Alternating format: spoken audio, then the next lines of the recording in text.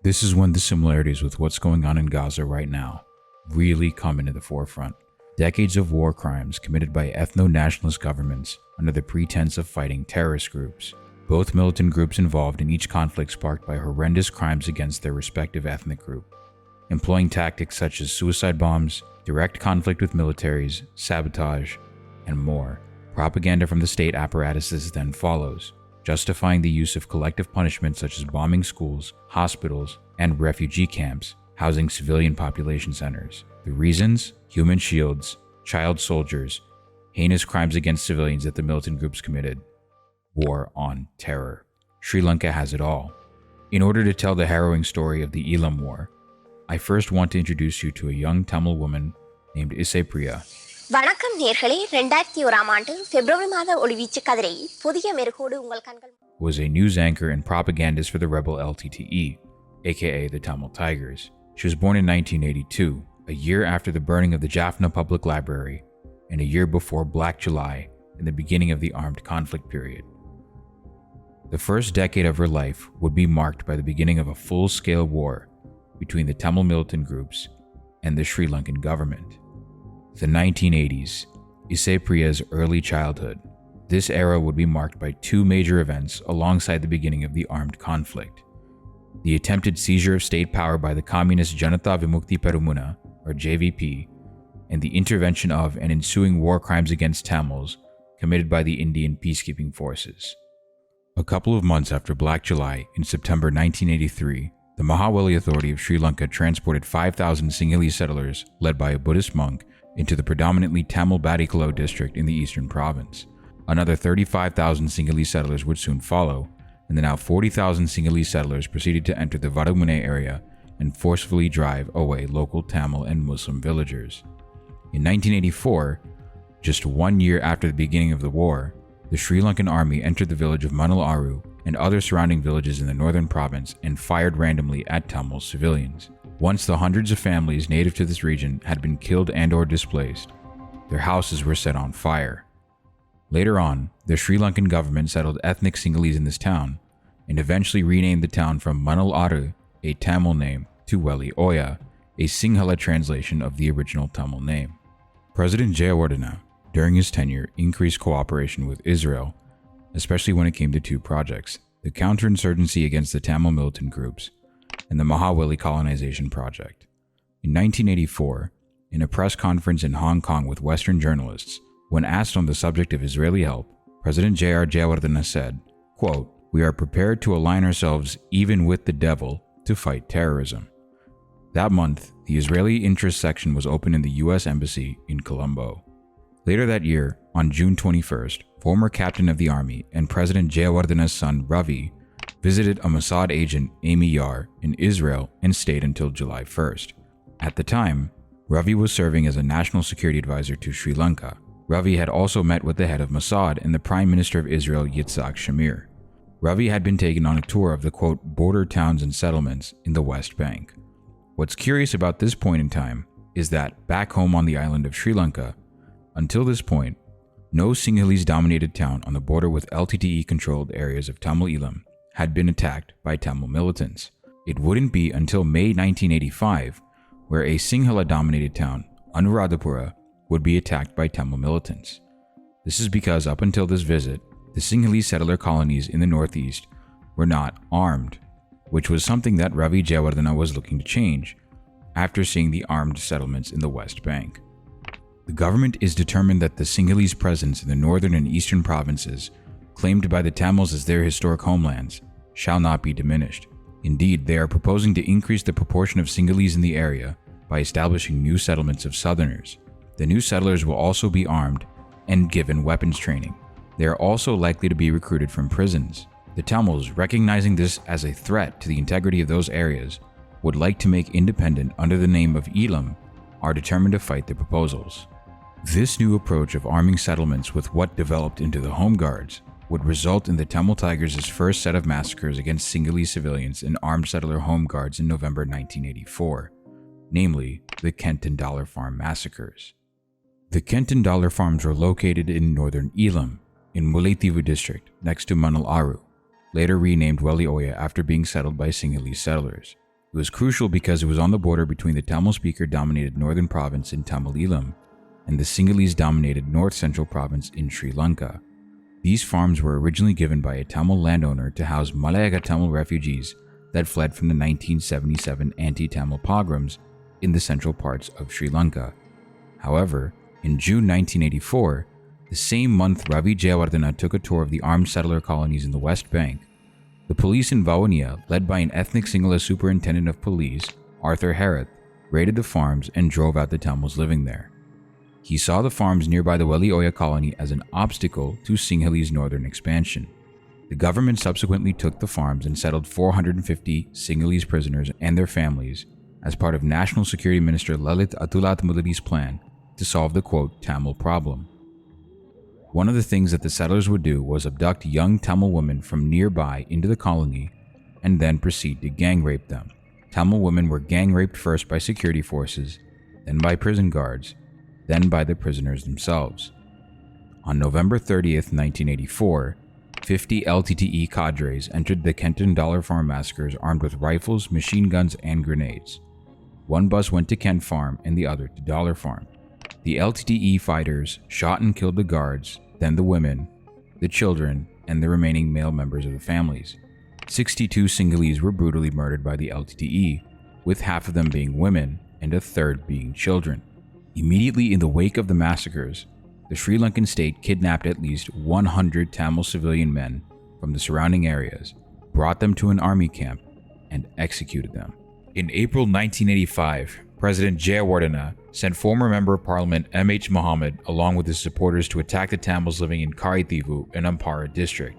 Mohammed gathered a crowd of about 3,000 men, all belonging to the Sri Lankan Muslim ethnic group hailing from Colombo district on the opposite side of the country. These men were backed by the Sri Lankan Special Task Force, trained by Israeli intelligence agencies Mossad and Shin Bet and the British Keene Meini services. We'll talk about the Special Task Force in depth very soon. The 3,000-strong government-backed mob killed 11 Tamils, raped several women, and burned over 2,000 Tamil homes, rendering 15,000 Tamils homeless. Shops were also looted and several Hindu temples were destroyed, including a temple of Kanagiaman, where the statues were broken. According to Muslim journalist Qadri Ismail, who had visited the area a month earlier, even though some Tamil militants had been wrongfully engaging in extortion and abduction of Muslims since 1984, there was no evidence that the Muslims living in the area felt sufficiently threatened to resort to such violence at the time. On April 12th, Sri Lankan Member of Parliament from Muttur, Batticaloa district, A.L. Abdul Majid, accused an outside force quote-unquote of instigating the attacks on Tamils. The Tamils and Muslims have been living peacefully for hundreds of years. I wish to bring to your notice that certain sinister forces and self-interested parties are trying to bring about a violent clash between Tamils and Muslims. Therefore, Muslims should be vigilant. We learned that certain fake politicians are doing their damnedest to provoke a violent ethnic conflict between the Tamils and the Muslims in the eastern province, which will only result in the loss of life and property. It is important to note that Muhammad himself wasn't from Karithivu. He and the other 3,000 people that attacked the Tamils were from the Sri Lankan capital of Colombo.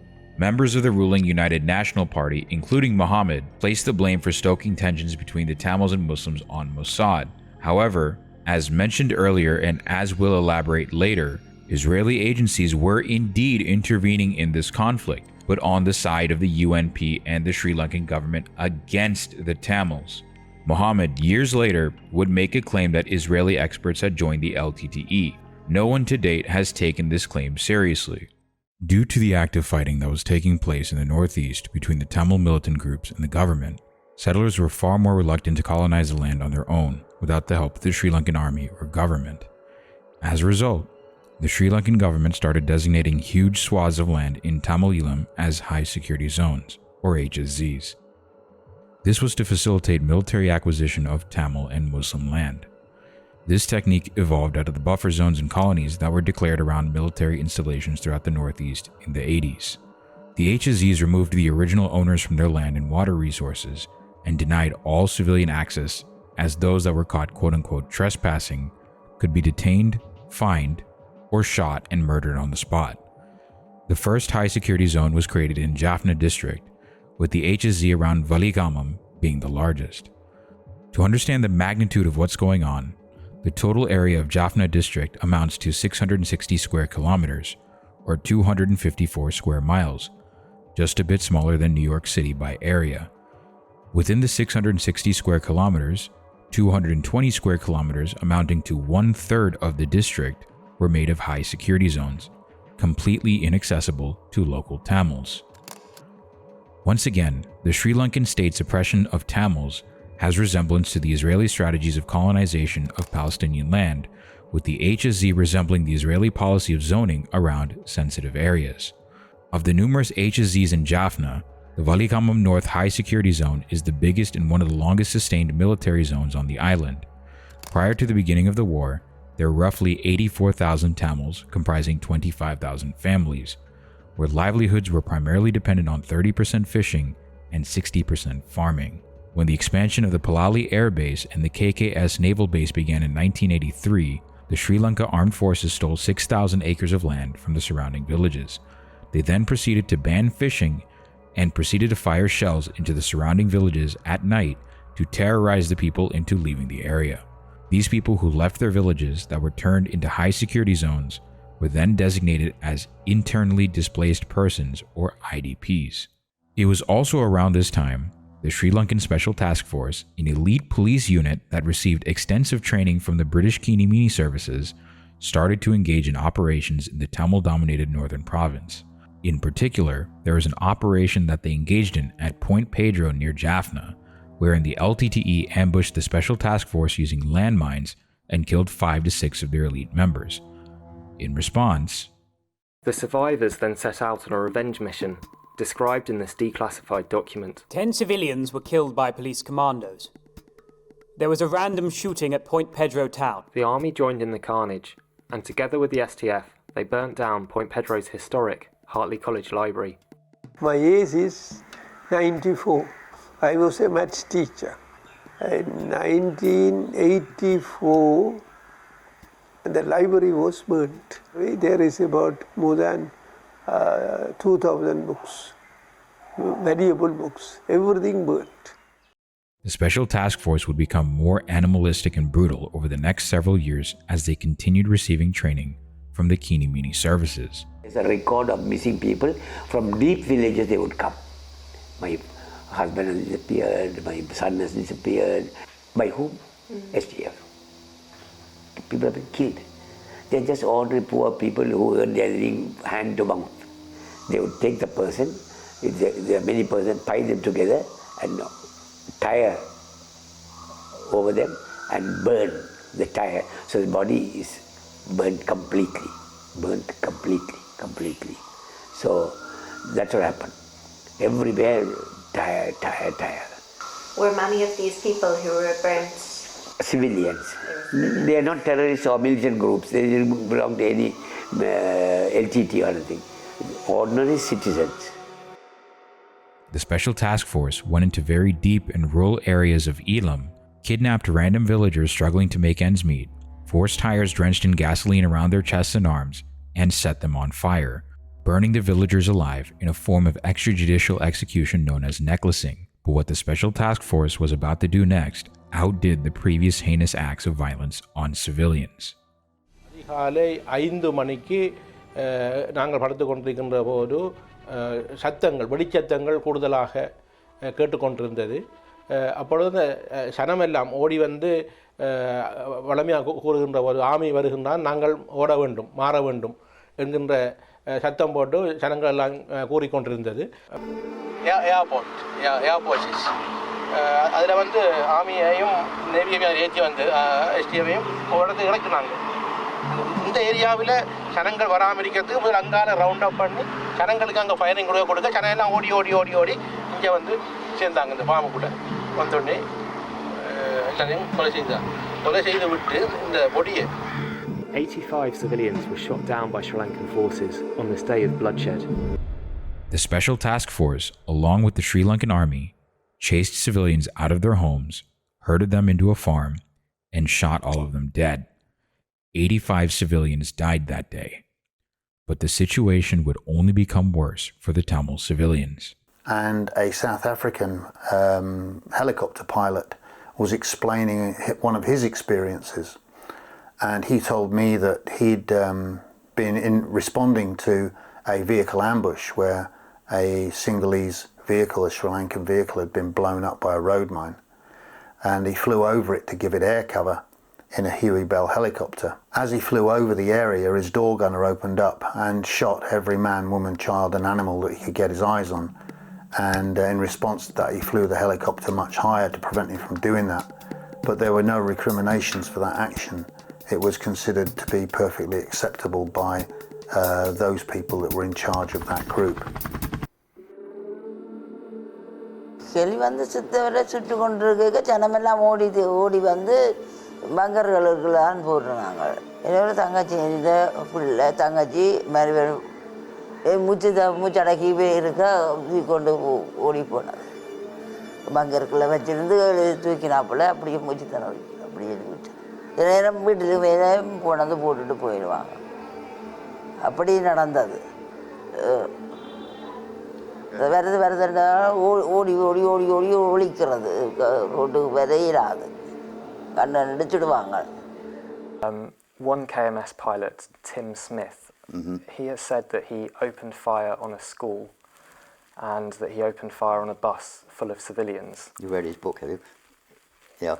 Have you as well? Yes. I mean, those are war crimes. Those are war crimes, yeah.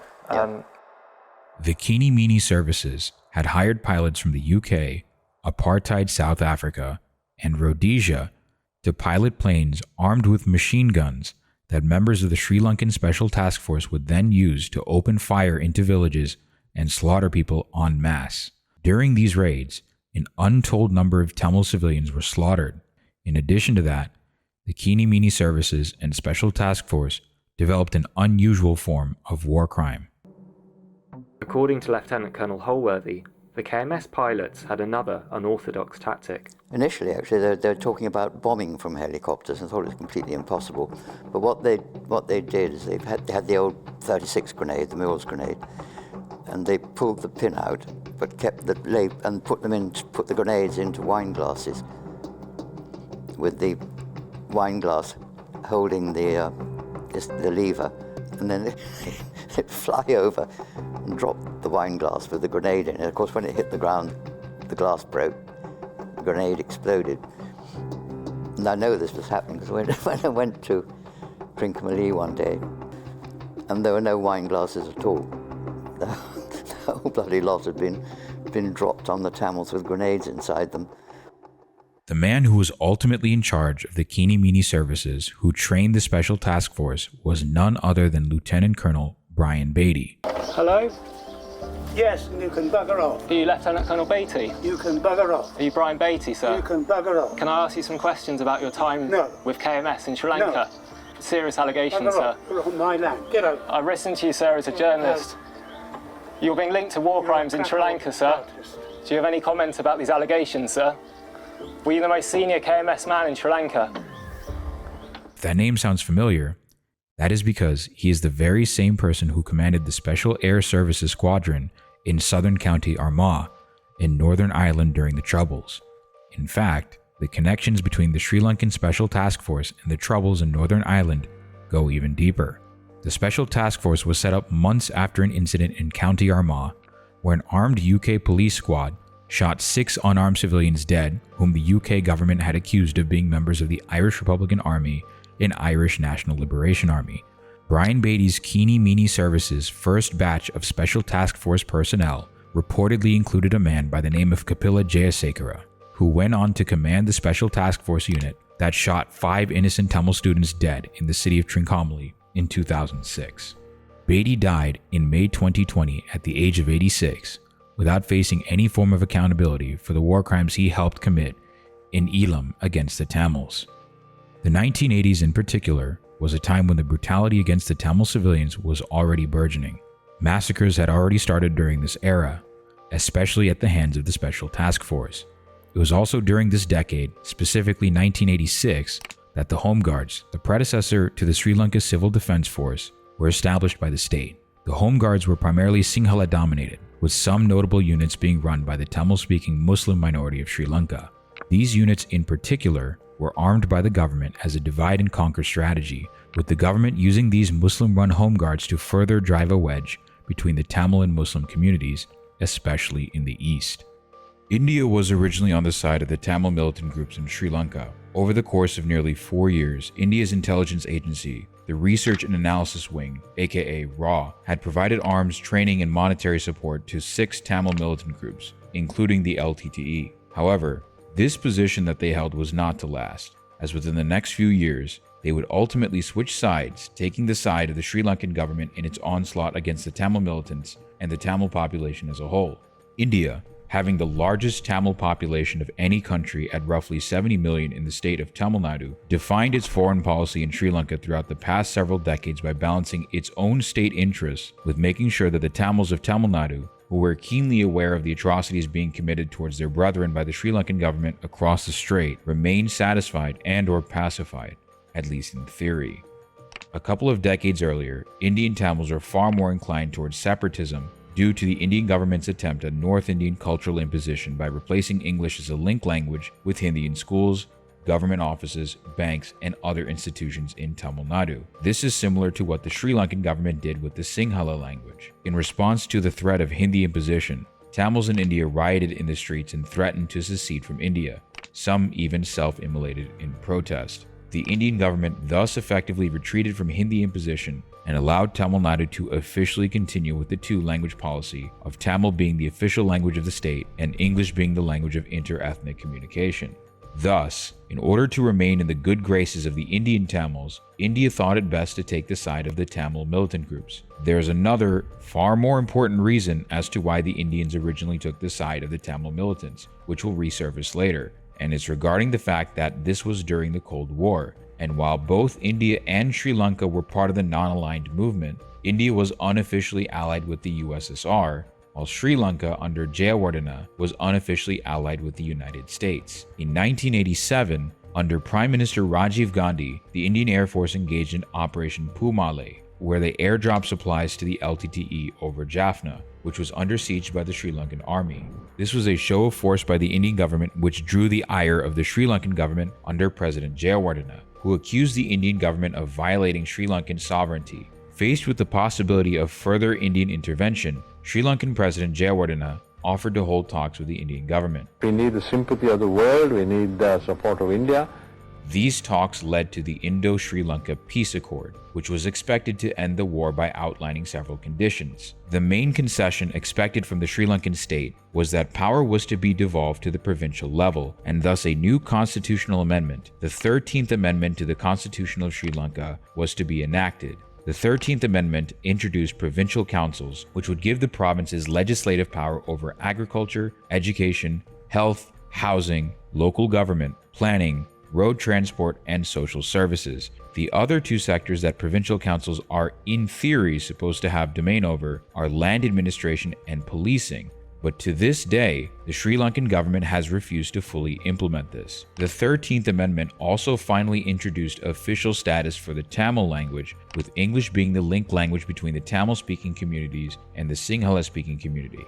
The main concession expected from the side of the Tamil militants and the Indian government was that the Tamil militants were to disarm completely and there was to be a complete cessation of hostilities. Every Tamil militant group complied with this concession except for one, the Liberation Tigers of Tamil Eelam, or the LTTE. The LTTE, despite themselves being trained by the Indian intelligence agency RAW, ultimately saw the Indian state as self-serving. That is, they saw that the Indian state wasn't actually interested in the well-being of the Tamils on the island and were doing it to further their own geopolitical interests. As a result, they were not a part of the Indo-Sri Lanka peace talks. The Indian government, in order to uphold their end of the bargain and guarantee the cessation of hostilities in the Tamil-dominated provinces, deployed the Indian peacekeeping forces. The Indian peacekeeping forces tried to force a surrender from the LTTE, but due to the strategic advantage the LTTE had fighting on their home turf and their refusal to accept anything less than a free Tamil Eelam, the Indian peacekeeping forces ended up mired in active conflict with the Tigers. It was at this point in time that the Tamil Tigers effectively became the last remaining militant group fighting for any form of Tamil autonomy, let alone a free Eelam. This is one of the reasons the LTTE to this day remains incredibly popular among both the Tamil diaspora population and locally within Sri Lanka. Despite all the war crimes the LTTE committed, they were indeed the last line of defense for the Tamils against both the Sri Lankan government and now the Indian government. The Indian peacekeeping forces, predictably, also engaged in heinous war crimes against the Tamil civilian population, making India the only other country whose soldiers also directly committed war crimes against the Tamils. We'll touch upon this later in the documentary. In 1989, the longest-serving prime minister at the time, Ranasinghe Premadasa, was elected as president. He served as prime minister under the Jayawardena administration. Premadasa, unlike many of his contemporaries, didn't come from an elite family like the Bandaranayakas, who ran the Sri Lanka Freedom Party, or the Jayawardena or Senanayaka family, who ran the United National Party. What's even more significant is that he became the first prime minister, and later first president, that didn't come from the Govigama landlord caste, and in fact, till today, he would be one of the few leaders to not come from the Govigama caste. 1990. Our window into the war zone, Isaipriya, would turn 8 years old.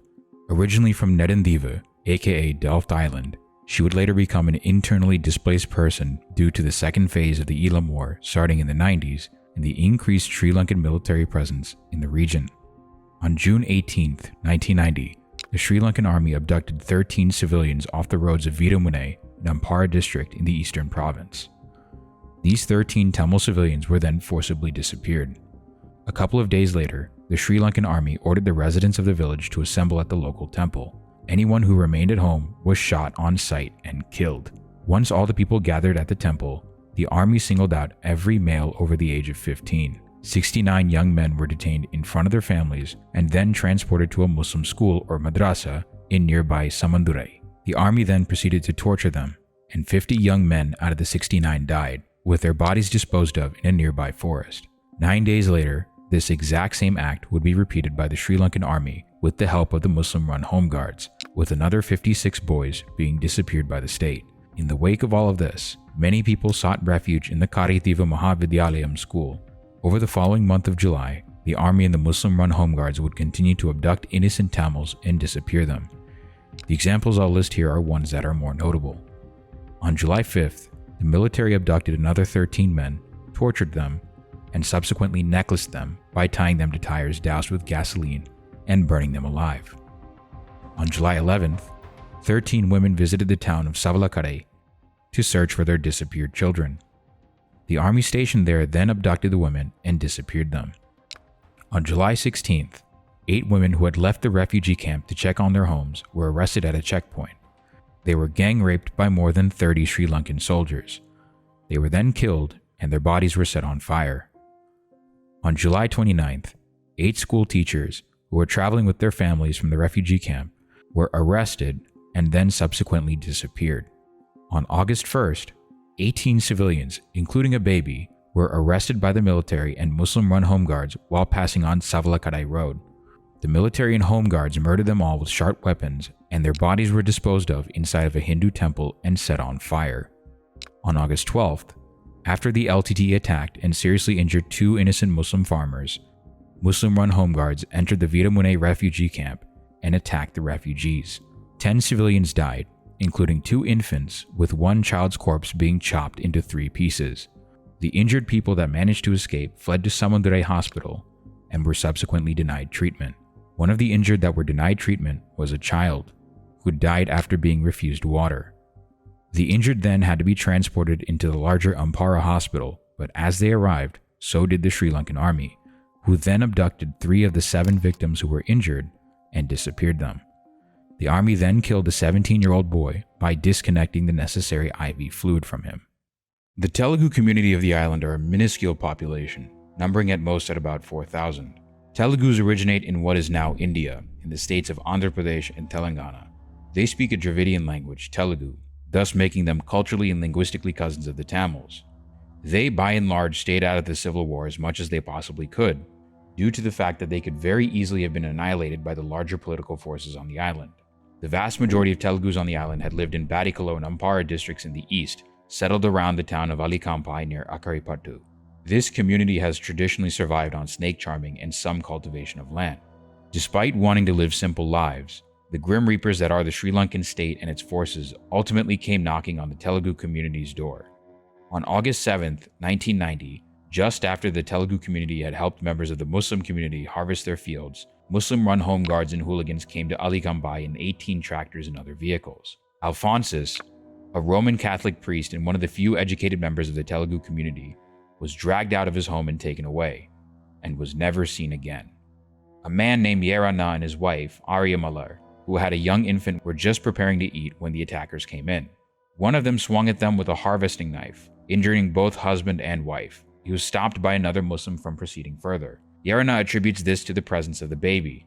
Arya Malar's cousin, Krishnampule, was killed in the attack. Sankaran, another Telugu man, was cut in one eye and as a result permanently lost sight in that eye. Vile Munayan, an elderly man, suffered a deep cut in his head and his back and is now mentally abnormal. In total, 7 were killed and 12 were badly injured before the attackers left at 1 p.m. As a result of this attack, many of the Telugus fled Alikambai as refugees and resettled further southeast next to Tirukovil in the town of Kaliyantivu. The Telugu community were attacked by these home guards because the Tamil Tigers had attacked several Muslims prior. However, the Telugu community had no affiliation whatsoever with the Tigers. They simply wanted to live their lives. However, the Sri Lankan state spared no one in this conflict, not even the tiny minority of Telugus. On September 9th, the Sri Lankan army entered a village named Satrukondan near Badikalo and ordered everyone to enter the main road. They were then marched into the army camp, saying that they would be questioned and then promptly let go thereafter. 50 commandos walked about 150 of us to the army camp, which we reached at about 7 or 8 p.m. 4 were separated from the rest, attacked with swords and crisp knives, and were pulled away out of the camp. All were then taken to one place, attacked, and burnt with tires. Kandaswamy Krishna Kumar, the person that said that, was the only survivor among 185 civilians. The other 184, including elderly, women, children, and infants, were necklaced and burned alive by the Sri Lankan army and the Home Guards. Although there were 2 government investigations into this massacre, no one was ever charged. Initially, the LTTE's policy in the East was to continue their long-standing cordial relations with the Muslim community. However, in the wake of the anti-Tamil pogrom in Karithivu in 1985, led by M.H. Mohammed, tensions between the Tamils and the Muslims were much higher at the ground level. At this point in time, the LTTE in the East was under the command of Bashir Kaka and later Kumarappa, both of whom came from the North. The relations between the Tamils and Muslims in the North were far better than they were in the East. Bashir Kaka and Kumarappa, not wanting to endanger the LTTE's relationship with the Muslim community, gave little heed to Eastern Tamil grievances regarding the crimes committed against them, such as the Karithivu pogrom in 1985, or the war crimes committed by the government-backed Home Guards, who happened to be headed by Muslims. Furthermore, during the Indian peacekeeping forces' presence on the island, especially in the east, the Tigers relied on Muslim support in order to maintain their influence in the area. However, even after the Indian peacekeeping forces left Sri Lanka altogether, the LTTE saw the emerging Sri Lankan Muslim Congress Party as collaborators of the Indian government and thus traitors to the Tamil nationalist cause, which led them to favor the Muslim United Liberation Front, or MULF, as a counterweight to suppress the Muslim Congress's grassroots initiatives. This, however, ended up backfiring and led to even greater tensions between the Tamils and Muslims in the East. By 1988, the leadership of the LTTE in Badikalo had been taken over by Tamils from the East, who at this point were far less cordial with the Muslim community. On August 3, 1990, Tamil militants disguised as Muslims, likely from the LTTE, raided several mosques in the town of Kathankudi in Badikalo district at around 8:10 p.m. when the Muslims were offering Isha prayers. The Muslim civilians were kneeling in prayer when the militants attacked them by shooting the civilians in the back, using automatic rifles and throwing hand grenades at them. Initial reports put the death toll at about 100, but many of the injured that were rushed to the hospital succumbed to their injuries, raising the death toll to 147. Among the dead were children as young as 6 and elderly as old as 70. The LTTE, to this day, deny any responsibility for the attack. Nonetheless, this horrific massacre of innocent Muslim civilians by Tamil militants would be one of many event horizons between the Tamil and Muslim communities. relations between the Tamil and Muslim communities of the East would be gravely damaged for decades, and this would soon be followed by the destruction of relations between the Tamils and Muslims living in the North. Many Muslims today in the East understandably see this as a deep wound caused by the Tamil community. It is important to realize, however, that many Tamils living in Badikalo district at the time were horrified by the actions of these militants, as Tamils and Muslims had been coexisting for centuries prior. In October 1990, as a response to the war crimes committed against Tamil civilians by the ethnically Muslim-run Home Guard units, the LTTE engaged in an ethnic cleansing campaign against the Muslims living in the northern province. Due to the Veeramune massacres, along with other war crimes that the Muslim-run Home Guards committed against the Tamils, alongside the Sri Lankan state, the LTTE viewed the Muslim community in their entirety as collaborators of the Sri Lankan state, and therefore an integral part of the campaign against them and the Tamil community. On October 24th at 4 p.m., an announcement was made on loudspeaker on the island of Mannar. All Muslims living in Mannar Island should leave by 28th October. Before leaving, they must seek permission and clearance at the LTTE office. The LTTE will decide their exit route. Many Tamils living in Mannar at the time were utterly disturbed by this proclamation. A meeting of local Tamil citizens was arranged the following day, which consisted of Roman Catholic clergy, officials from the Save the Children Fund, and other citizens. Following this meeting, a delegation went to see the local Tiger leader Suresh and asked for the order to be rescinded. Suresh told the delegation that it was out of the control of the LTTE contingent running Mannar. The Roman Catholic clergy that was there pressed the matter, further demanding to know who was behind the order, to which Suresh revealed that it was the contingent from Badikalo, the district where relations between Tamils and Muslims had deteriorated the most, that was responsible for the order. Suresh had also followed up with the fact that it was an order from the leader Prabhakaran himself, and that the decision was unalterable. The Tamils living in Mannar were forbidden from trading with Muslims, and the Muslims were allowed to leave with at most 2,000 rupees. On the morning of October 30th in Jaffna City, an announcement was made on loudspeaker ordering all Muslims to assemble at Osmania Stadium. The meeting was addressed by two LTTE leaders, with one of them having been in charge of operations in Badikalo. They told the Muslims that assembled at the stadium that they were to leave Jaffna within 2 hours. They were snidely told that they could go to quote-unquote their leader Ashraf, aka the founder of the Sri Lanka Muslim Congress Party, who would provide them with food and shelter in the Ampara and Badikalo districts in the eastern province. The LTTE told them that no harm would be done to them in the same way that Muslims had in the east done to Tamils through looting, killing, and rape, and that their lives were granted as a mercy. They were allowed to take at most 500 rupees. Muslims living in the northern province had their property ransacked and confiscated by the LTTE. Some of the property included vital documents such as property deeds.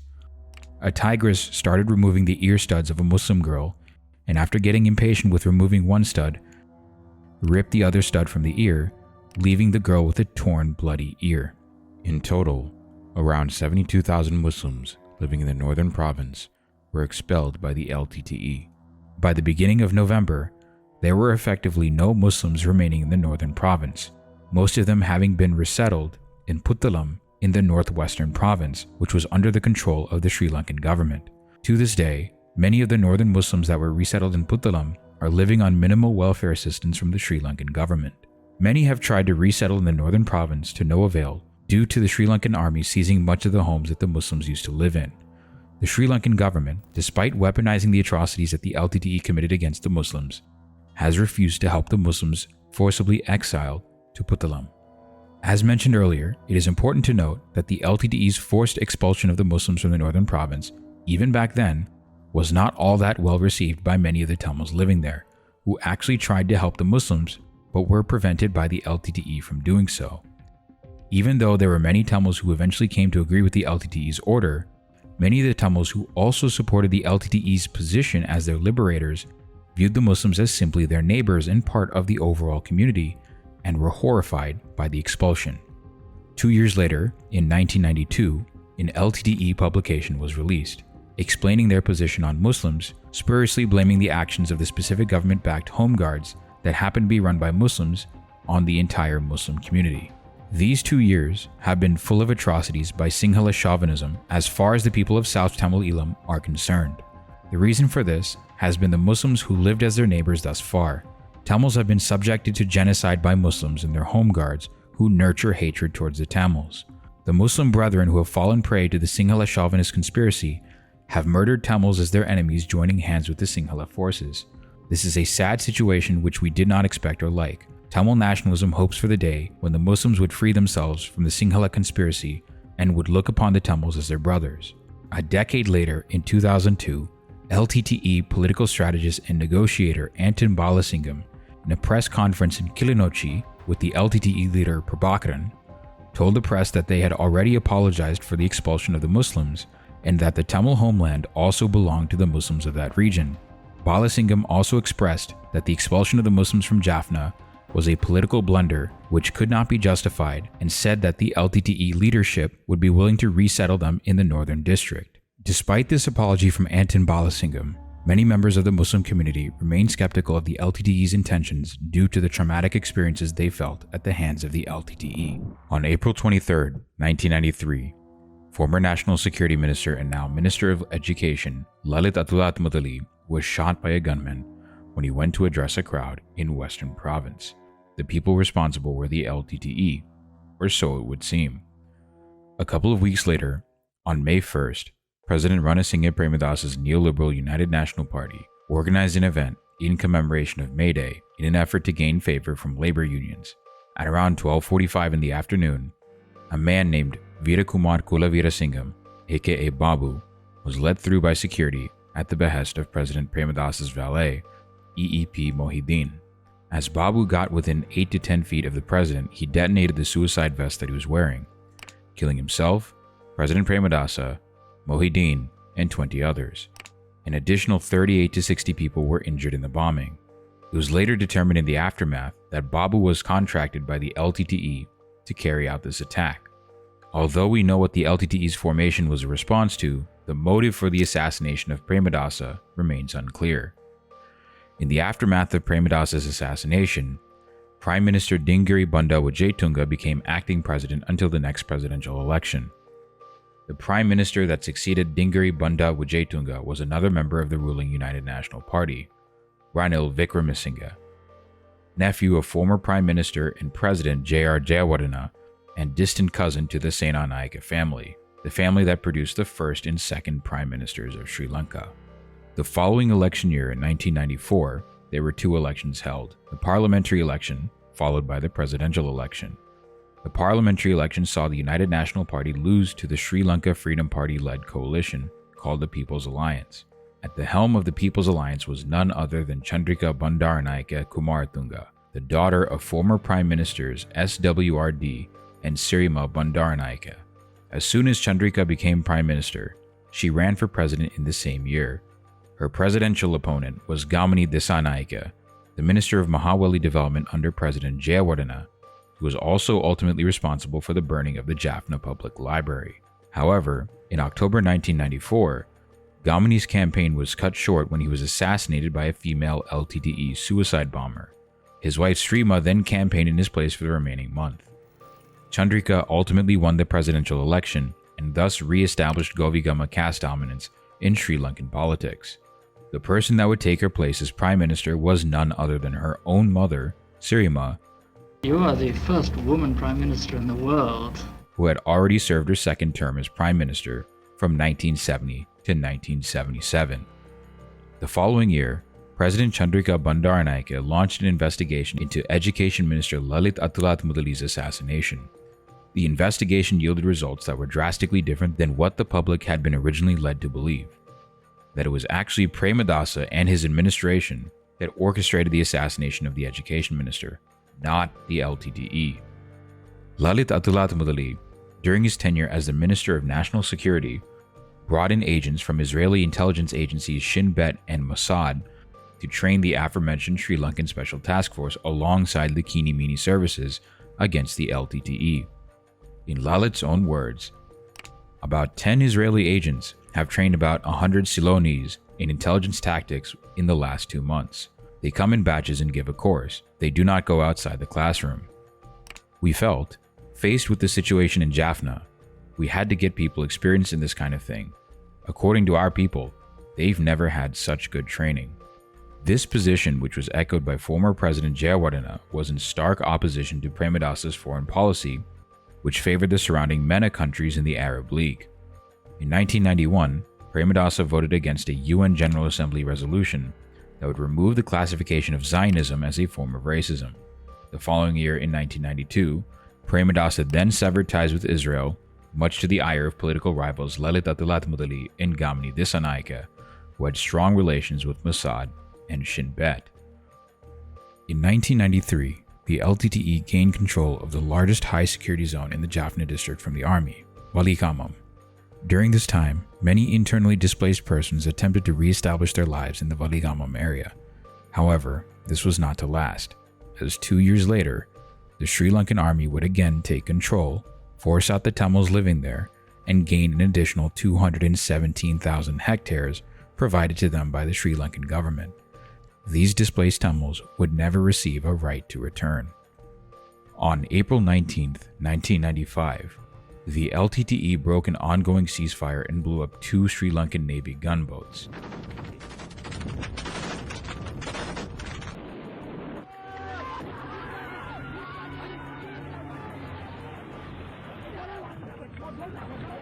This led to the next phase of the armed conflict, where Sri Lanka started an offensive to retake the Jaffna Peninsula from Tiger control, emphasizing the use of artillery and bombing raids.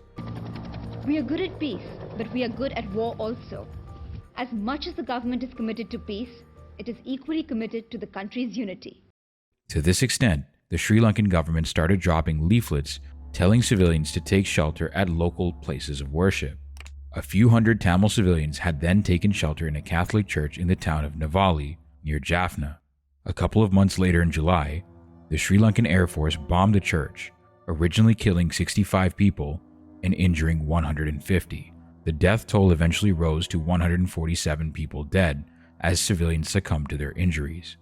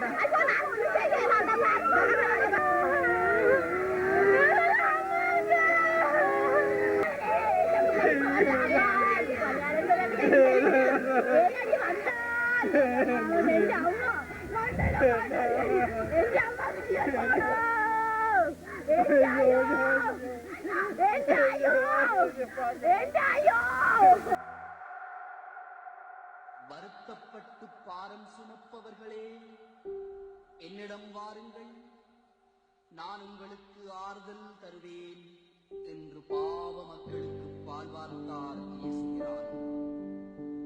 ஆம், இது அந்த தேவ மகனிற்கு தெய்வாய். என்னை அம்மா தாயே, நீ யாரை சமைக்கின்றாய்? எடுத்த பாவியற்கா சாபம் போடுகின்றாய்? போனம்மா.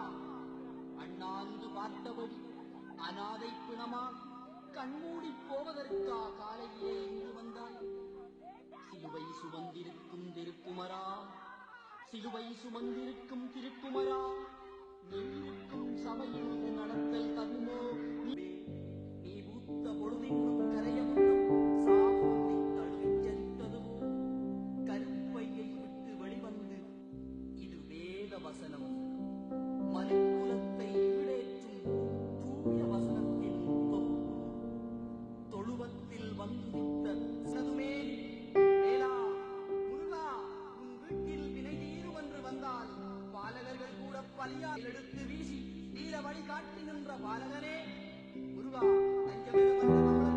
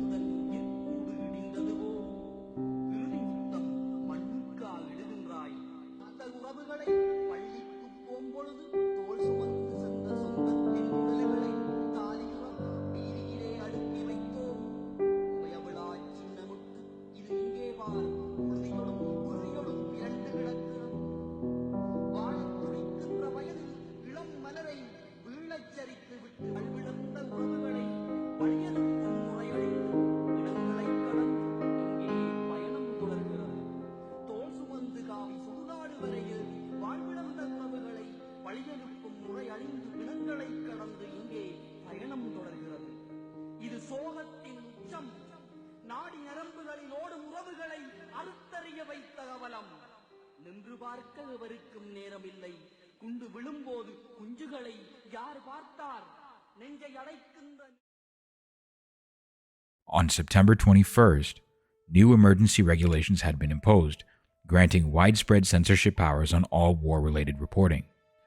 All reports had to be run past a government-appointed competent authority for censorship before publication.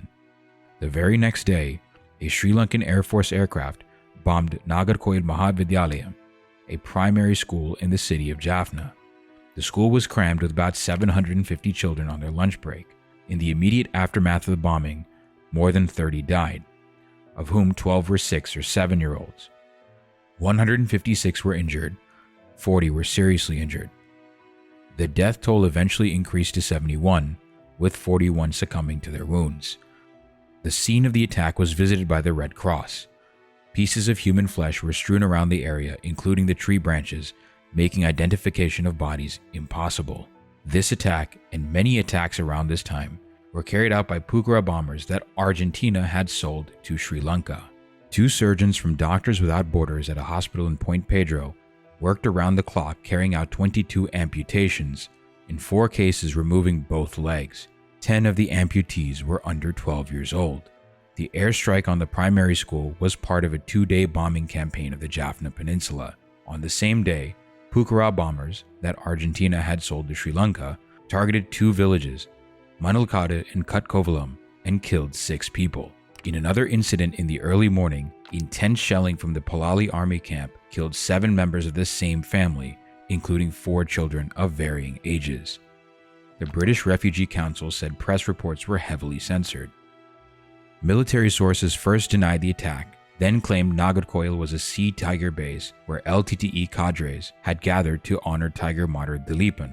6 weeks earlier, Sri Lanka aircraft bombed civilians seeking refuge around Navali Catholic Church, 4 miles west of Jaffna, killing 130 people and injuring 120. Reports of the Nagarkoil bombing were heavily censored under the new restrictions. Like Navali, whether Nagarkoil was an accident or deliberate, air and artillery attacks on all northern civilians will continue.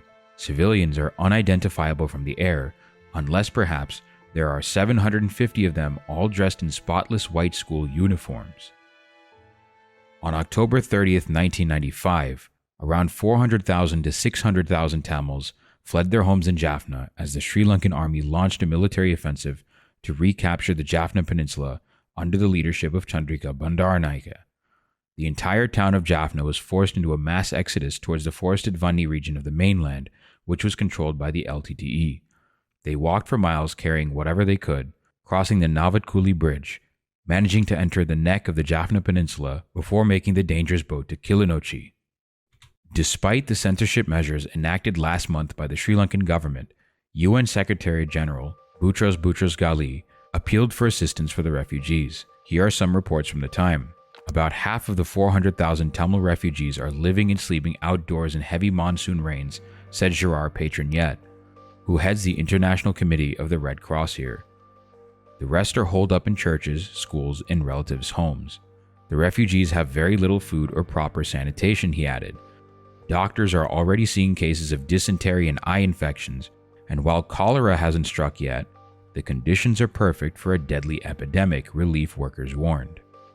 Sri Lanka's military won't let journalists cross into areas controlled by the rebel liberation tigers of Tamil Eelam. Relief workers are so afraid of making the government angry, they refuse to photograph or shoot video of the refugees suffering and smuggle the pictures out to reporters. The war zone's few hospitals are dangerously low on anesthetics for surgery and several drugs essential to stopping the spread of diseases and treating war casualties, the relief workers said. Few were willing to criticize the government publicly because they are afraid that it will shut down the relief operation in retaliation. I don't think they want an international presence there to witness what's happening, a senior Western relief official said. Sri Lanka has banned international agencies from aiding Tamil refugees over fears that some are not impartial. We do not intend to permit any outside agencies, including the UN, to carry out independent operations, said Foreign Minister Lakshman Kadirgamar. He also expressed displeasure at the appeal made by UN Secretary General Boutros Boutros-Ghali, whom he accused of exaggerating the situation. Lakshman Kadirgamar, the Minister of Foreign Affairs under President Chandrika Bandaranaike, was a Tamil originally from the northernmost district of Jaffna. He was hailed worldwide for being a brilliant statesman. However, on the island, he was fully supportive of the actions of the Sri Lankan military, including the bombing of Navali Church and the primary school in his own home district, and actively made it near impossible for the UN and the Red Cross to report information out of the north. In fact, it was his request that the United States prescribe the LTTE as a terrorist organization, which the US did on October 8, 1997. One of the 500,000 people that were forcibly displaced by the Sri Lankan army in this operation was none other than our window into the conflict, Isse Priya, who eventually managed to make the arduous journey to the Vanni region. The time frame between 1997 and 2001 was one of the most pivotal from the side of the LTTE. The government of Sri Lanka, having successfully captured the Jaffna Peninsula along with strategic areas such as Elephant's Pass, which connects Jaffna with the mainland, and the southern areas of Vavuniya district, which bordered Sri Lanka proper, wanted to fortify their victory. The Sri Lankan government had hoped to split the tiger-controlled areas of Eelam in half by connecting Kilinochchi and Vavuniya by capturing a 76-kilometer stretch of the A9 road. This operation, launched in May 1997, would, in theory, have severely weakened the LTTE's capabilities. The LTTE, however, held out for at least 16 months, long enough for them to capture the well-fortified Kilinochchi military garrison in September 1998. The conventional military prowess of the LTTE was enough to force the Sri Lankan government to call off its longest-lasting military operation in December 1998, lasting a total of 19 months, with the Sri Lankan army taking heavy casualties. Almost an entire year later, in November 1999, the LTTE launched an offensive codenamed Unceasing Waves 3, in which they managed to retake all of the area that the Sri Lanka armed forces took within their 19-month operation. Despite having a clear military advantage, the LTTE refreshed their call for negotiations that same month. By December 1999, the LTTE successfully overran the Parandan area in the north of Kilinochchi, which stood as the southern defense line of the Elephant Pass base complex, raising serious worries among defense circles regarding the safety of the Elephant Pass garrison, which was the most important strategic asset of the Sri Lankan army in order to secure the grip over the Jaffna Peninsula. Despite being described as impregnable by a US Army officer who visited the area, in April 2000, the Elephant Pass military garrison collapsed as the LTTE forces marched towards Jaffna, gaining control over the entire Vanni mainland. The serious military setback forced the Sri Lankan government to seek Indian military assistance while re-establishing diplomatic ties with Israel with immediate effect. Despite all such efforts to bolster the Sri Lankan government's military capabilities, in the middle of May 2000, the second largest town Chavakacheri in the Jaffna Peninsula fell into the hands of the LTTE, who marched further northwards, posing a clear threat to the government troops trapped in Jaffna. In November 2000, the LTTE renewed their peace offer and declared a month-long unilateral ceasefire on December 24, 2000. The LTTE statement, issued 3 days prior, said, "We make this declaration of cessation in armed hostilities unilaterally, hoping that the Sri Lanka government will reciprocate positively and instruct its armed forces to observe peace during the festive season of Christmas, New Year, and Pongal. Our decision to cease armed hostilities should be viewed with a genuine expression of goodwill, indicating our sincere desire for peace and negotiated political settlement. We offer this space of peace to facilitate and promote initiatives to create congenial conditions of normalcy, de-escalating the armed confrontation." However, the Sri Lankan government, led by Chandrika Bandaranaike Kumaratunga, issued a statement rejecting the ceasefire. The government believes that further gestures of goodwill are unnecessary when it has clearly indicated its wish to engage in talks with the LTTE forthwith on the substantial issues involved, with a view to resolving the ethnic question, ending the war, and paving the way for a durable peace. The government considers a ceasefire as a consequent step that would arise when negotiations proceed to the mutual satisfaction of both sides. The government of Sri Lanka repeats its call to the LTTE to engage honestly in this opportunity for peace. Until then, military operations will continue. Despite this rejection from the Sri Lankan government, the LTTE would extend their unilateral ceasefire until April 2001. On September 11, 2001, a far-right Muslim fundamentalist militant organization by the name of Al-Qaeda attacked the famous Twin Towers in New York, as well as the Pentagon in Arlington, near Washington, D.C., killing roughly 3,000 civilians. In the aftermath of this attack, the United States and its allies started to adopt a more counterterrorism and counterinsurgency-focused foreign policy.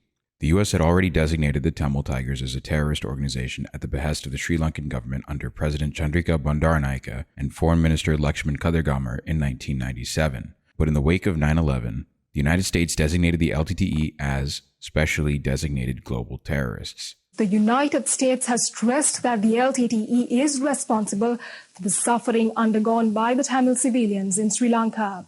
The post-9/11 counterterrorism foreign and domestic policies that the Western powers had adopted were directed at the LTTE's largest financiers, the Eelam Tamil diaspora that had managed to escape the island and settle in Europe, the UK, Canada, Australia, and the US. This new specially designated global terrorist label allowed the United States government to more directly crack down on diaspora-run organizations in the US that were funding the LTTE.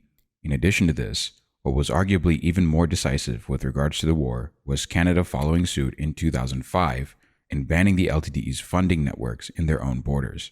Canada has the largest diaspora Eelam Tamil population, numbering at roughly 300,000, and many of them were illicitly funding the LTTE through underground networks and front organizations.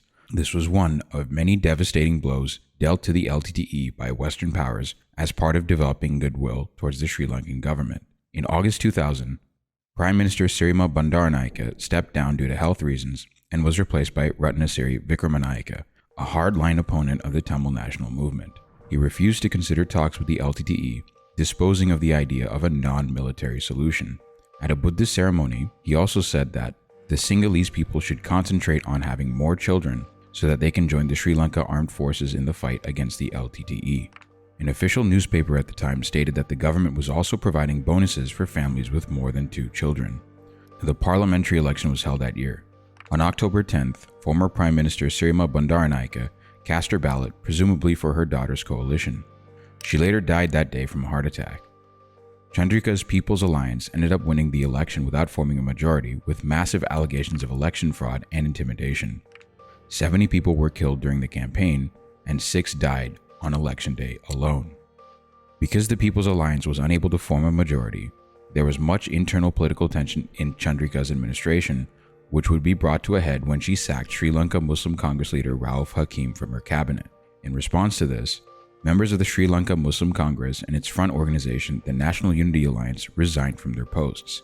The tensions heightened further after a government minister was accused of instigating a racist attack on Muslims in the town Mawanela in April 2001. Since then, Hakim had been talking with the United National Party-run opposition coalition, led by former Prime Minister Ranil Wickramasinghe. Under the threat of a no-confidence vote, Chandrika reconvened the parliamentary elections in 2001, this time with the United National Party winning the elections with a majority, and Ranil Wickramasinghe becoming Prime Minister for the second time. Ranil, along with the United National Party as a whole, looked more towards the West for assistance than the Chandrika Bandaranaike government. While Prime Minister Ranil Wickramasinghe and the UNP expressed enthusiasm for a political solution to the conflict, President Chandrika Bandaranaike and the Sri Lanka Freedom Party were more openly opposed to a political solution. On December 19th, in the wake of elections, the LTTE declared a 30-day unilateral ceasefire and pledged to halt all attacks on the Sri Lankan government forces. The Bandaranaike-led government welcomed the move and reciprocated the ceasefire and agreed to lift an embargo on LTTE-controlled territory. On February 22, 2002, the LTTE and the Sri Lankan government entered a memorandum of understanding and signed a permanent ceasefire agreement, with Norway being the mediator. As part of the memorandum of understanding, Norway, along with the other Nordic countries, would monitor the ceasefire through a committee of experts named the Sri Lanka Monitoring Mission, SLMM. All while these ceasefire negotiations were occurring, Western powers such as the US, Israel, UK, Czech Republic, Spain, as well as non-Western powers such as Iran, China, and North Korea continued to arm Sri Lanka and give military counsel to its leadership, ultimately allowing the tide of the war to slowly turn in favor of the Sri Lankan government, and would eventually embolden the military to launch an all-out kinetic final assault on the LTTE, as well as the Tamil population as a whole in 2006. On October 31, 2003, the LTTE issued its own peace proposal, calling for an interim self-governing authority in the northeastern parts of the island. This proposal is notable because this is the first time where the LTTE has openly dropped the demand for a separate Tamil Eelam state, and where the LTTE is showing willingness to work within the framework of the Sri Lankan state. While the international reception to this was generally outwardly positive, the reception to this proposal inside Sri Lanka was far more acidic. The JVP, which was part of President Chandrika Bandaranaike's alliance, considered this to be an equivalent to a de facto Tamil Eelam, despite the fact that the LTTE's proposal outright conceded to a one-state solution under the Sri Lankan framework. On November 3rd, while Prime Minister Ranil Wickremesinghe was out of the country, President Chandrika Bandaranaike suspended parliament, took control of the Ministries of Defense, Interior, and Information, and ordered troops to key installations on the island. On February 7, 2004, President Bandaranaike suspended parliament and called for parliamentary elections in April of that month. In 2004, Colonel Vinayagamurthy Muralidharan, aka Colonel Karuna, broke away from the LTTE alongside the forces directly under his supervision due to allegations of financial mismanagement and embezzling from inside the LTTE closing in on him. Unable to handle disciplinary action for embezzlement and public embarrassment from Prabhakaran, the leader of the LTTE, Colonel Karuna would see an exit ramp into mainstream Sri Lankan politics through his recent connections with a member of Prime Minister Ranil Wickremesinghe's United National Party.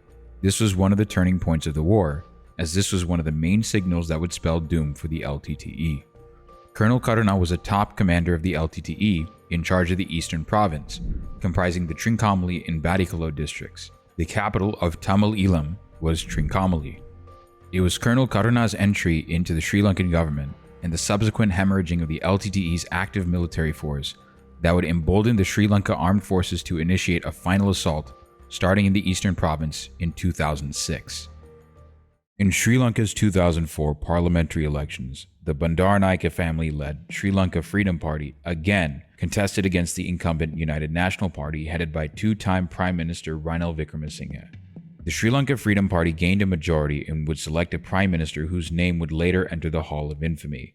Mahinda Rajapaksa, an open Sinhala Buddhist nationalist and the second oldest son of one of the founders of the Sri Lanka Freedom Party, Don Alwyn Rajapaksa. For the 2005 presidential election, the party had selected Mahinda to run against the opposing candidate from the United National Party, Ranil Wickremesinghe, who had just been thrown out of the Prime Minister's office for the second time the previous year. Mahinda Rajapaksa led a campaign on the promise of wiping out the LTTE in its entirety at all costs. One of the parties that happily joined in on this promise of a scorched earth campaign against the LTTE was none other than the aforementioned Marxist-Leninist JVP, who tried to lead an uprising against the J.R. Jayawardena government in the 1980s. Yes, you heard that correctly. The largest communist party, along with many other communist parties in Sri Lanka, entered a coalition with open fascists, led by the Sri Lankan equivalent of Benjamin Netanyahu.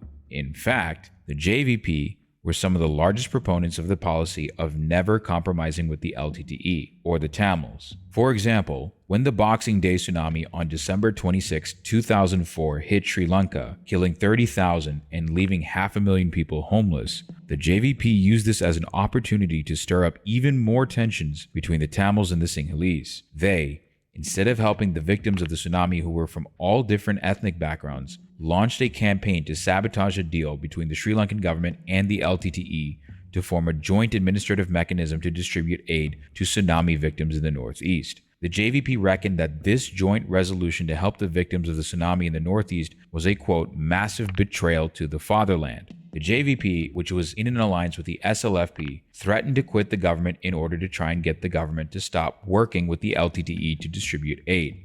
And JVP also entered since 2001. First they became part of a provisional government which was formed with Chandrika Bandaranaike's government.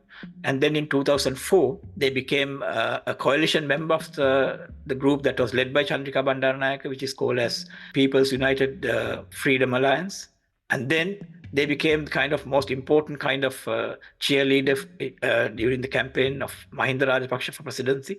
And they signed a kind of agreement with Mahinda Rajapaksa's election campaign to make sure that they support Mahinda Rajapaksa's candidacy. And then throughout the war, they mobilized the ordinary masses, the workers, the peasants, and they formed mass organizations basically to promote the kind of, war effort, to make kind of public, basically to influence the public to support the war effort, and also to increase the morale of the military. There was a kind of organization called Patriotic National Movement, which was basically formed by the JVP and led by the JVP.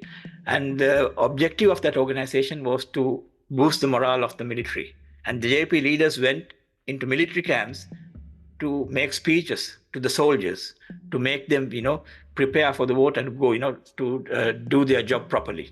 So in that sense, JVP cannot claim any kind of left-wing credentials for championing the issues of the Tamils or the Muslims or any other oppressed people, because they were the kinds of most enthusiastic cheerleader of the final war, whatever that they say now, Eventually, the JVP's aim of denying as much aid to the Tamil-dominated Northeast would be fulfilled, as much of the tsunami aid was denied by the government as a war of attrition tactic against the LTTE. This denial of aid would compound and would add to the multidimensional poverty of the Tamil population in the Northeast. Mahinda Rajapaksa won the election and immediately reshuffled the cabinet. He extended the term of the commander of the Sri Lankan army, Sarath Fonseca, while appointing many new people to his cabinet. The person that Mahinda appointed as the Secretary of Defense would also enter the Hall of Infamy. His own younger brother, Gotabaya Rajapaksa. Gotabaya, also known as Gota, would go on to hold unprecedented power within the administration. Some other names that you should keep in mind for the coming sections are Shavendra Silva, Sarath Weerasekara, Jagat Diaz, Jagat Jayasuriya, and Kamal Gunaratna. The Sri Lankan military would begin the final phase of the war in 2006 in the eastern province while still conducting bombing raids in the northern province. On August 14th, the Sri Lankan Air Force bombed what it said was an LTTE training camp using an Israel Aircraft Industries Kafir jet, killing 61 girls aged 16 to 18. What UNICEF and the University Teachers for Human Rights Jaffna found was that 1. The compound the Sri Lankan Air Force bombed was not a training camp for the LTTE, it was an orphanage. And 2. The girls that were bombed by the Sri Lankan Air Force were studying for their A-levels, their final exams in high school. The Sri Lankan government went on to publicly deny that the compound that they bombed was only an orphanage and insisted that it was a training camp. The military spokespeople went on to say that even if the children they killed were underage, they were very likely LTTE soldiers undergoing training. On September 17, 2006, in the southern part of Ampara district in the town of Potuvil, 11 Muslim laborers who had gone to fix Rattle tank went missing. The following morning, 10 of their bodies had been discovered. They had been hacked to death. One person, Mira Mohideen, was the sole survivor.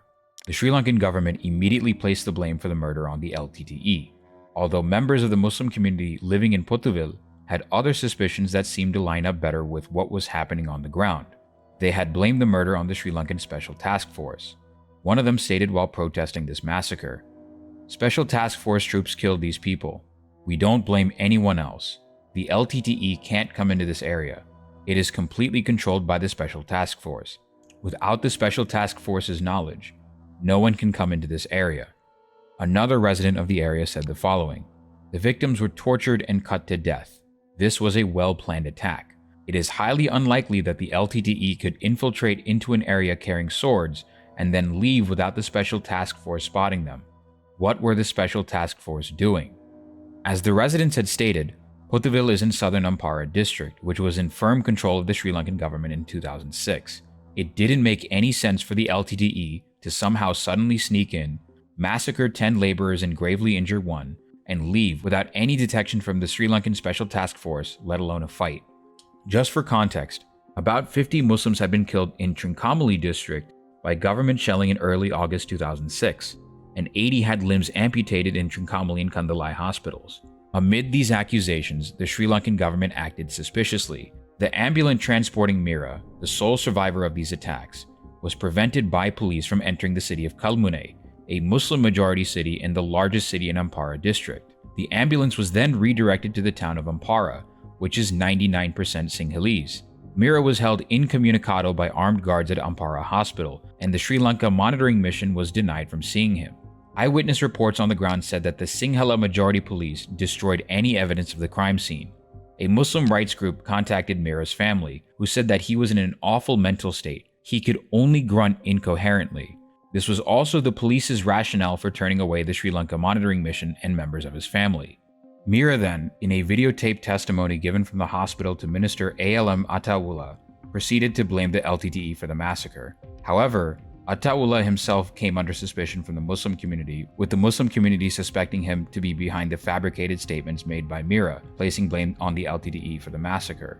What makes Mira's situation all the more heart-wrenching is that he and his family are survivors of the Boxing Day tsunami in 2005, and were living in a hut using clothes as walls for their hut.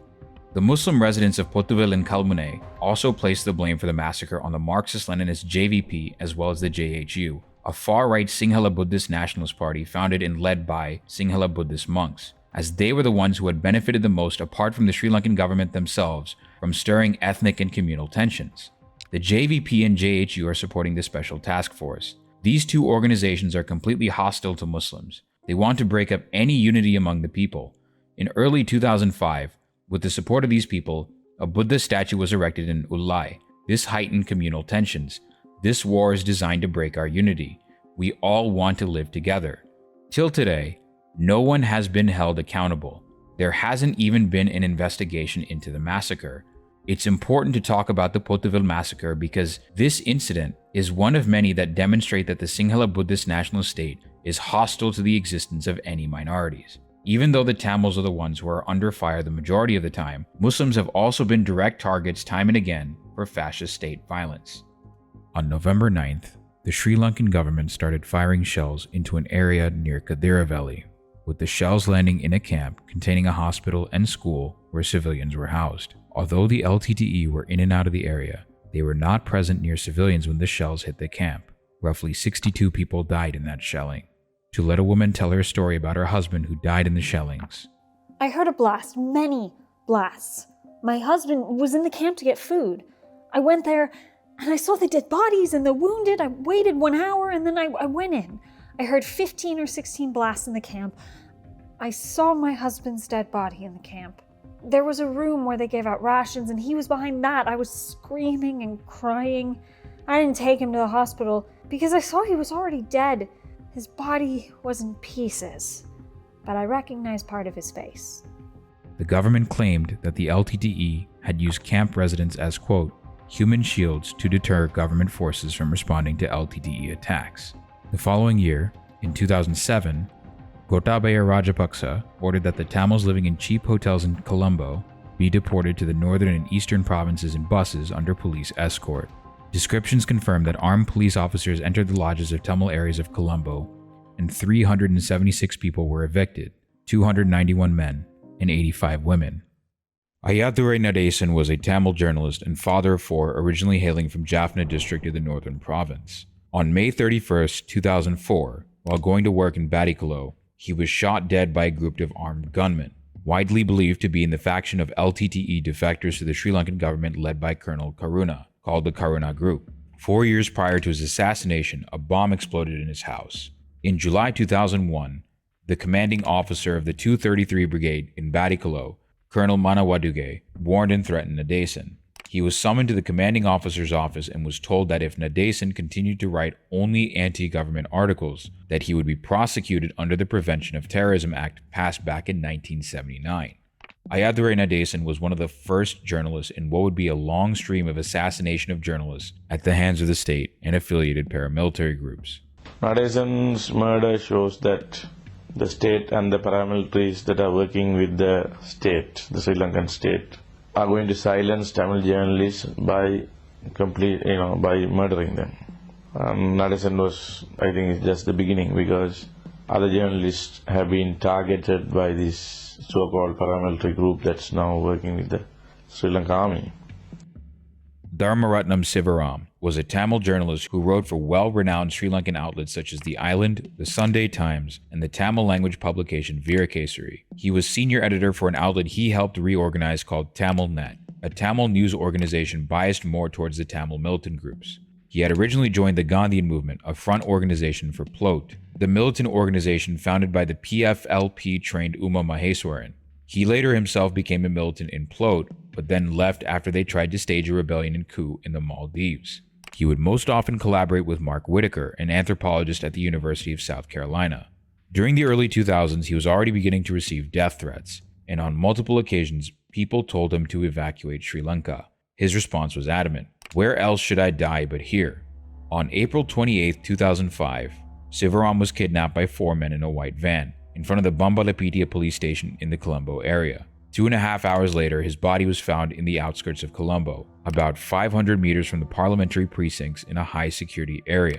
Forensic experts who did the post-mortem on his body revealed that he was repeatedly hit on the back of the head and shoulders and then shot in the head at point-blank range. Sivaram was a victim of the so-called white van kidnappings, wherein state forces would kidnap civilians, mostly Tamil, and disappear them, in most cases never to be seen again. Lasantha Vikramatunga was a Sinhalese journalist who was the founder of the newspaper The Sunday Leader. He was a virulent critic of both President Mahinda Rajapaksa's and his predecessor, President Chandrika Bandaranaike. In particular, with the Rajapaksa administration in power, he called out state terrorism, which included Sri Lanka's policy of collective punishment against the Tamils and the decades-long discrimination and colonization that the state has inflicted upon them.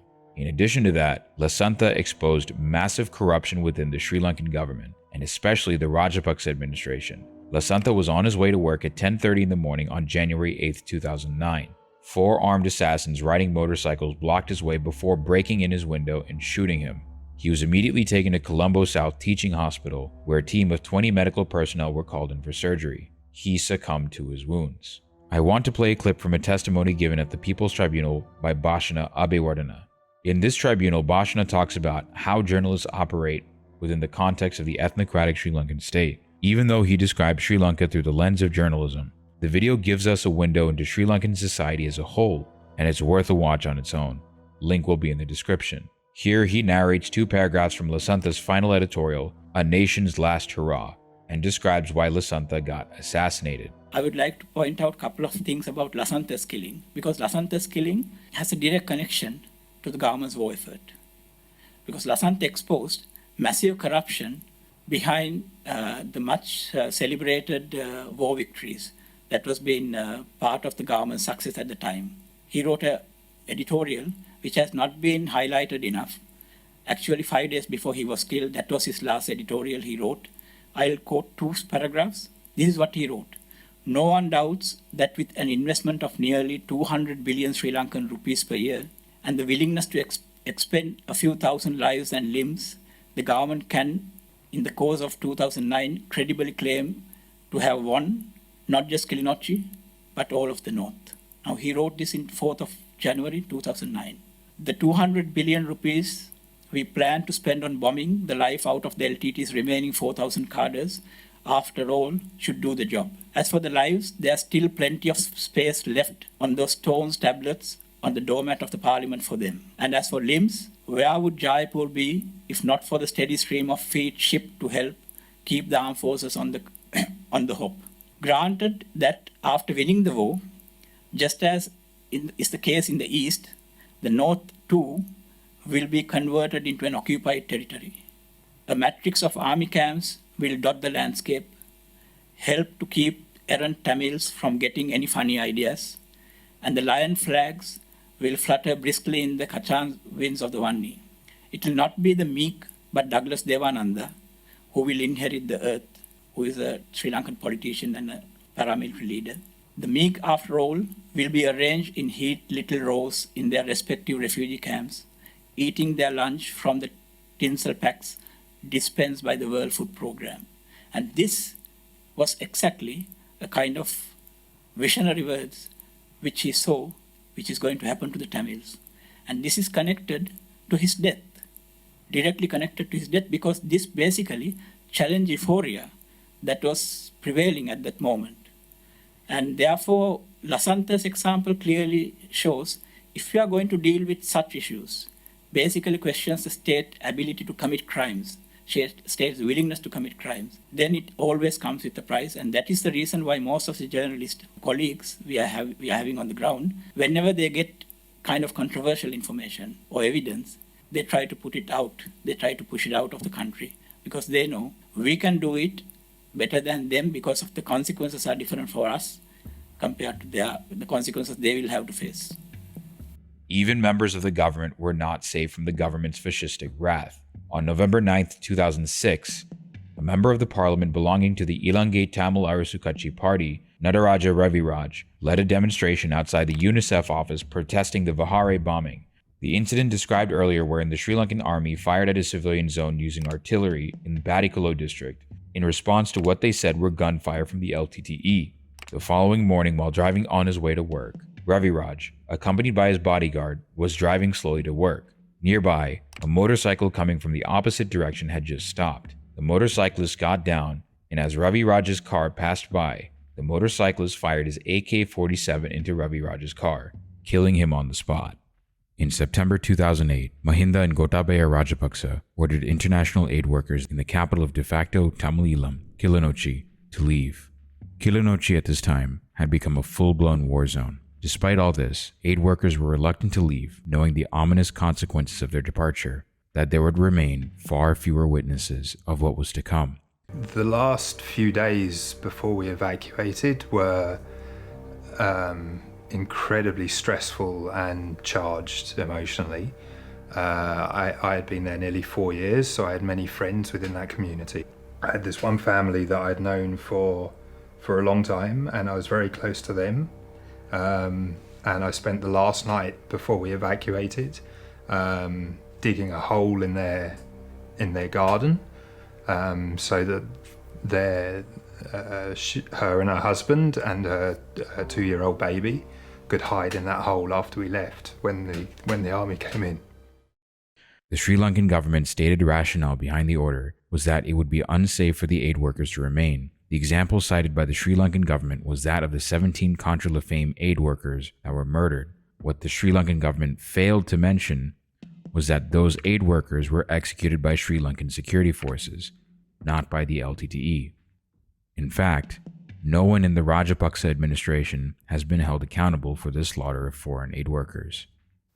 That same night, UNHCR and UN World Food Programme received written communications from the Sri Lanka Army informing them that the government could not guarantee the safety and security of aid workers within the Vani and that any movements would be at their own risk.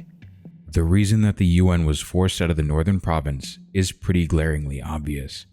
According to Human Rights Watch, Sri Lankan officials also have shown overt hostility to outside agencies and humanitarian staff in recent months, suggesting that political considerations or a desire to remove independent observers from the scene might also have been behind the ouster.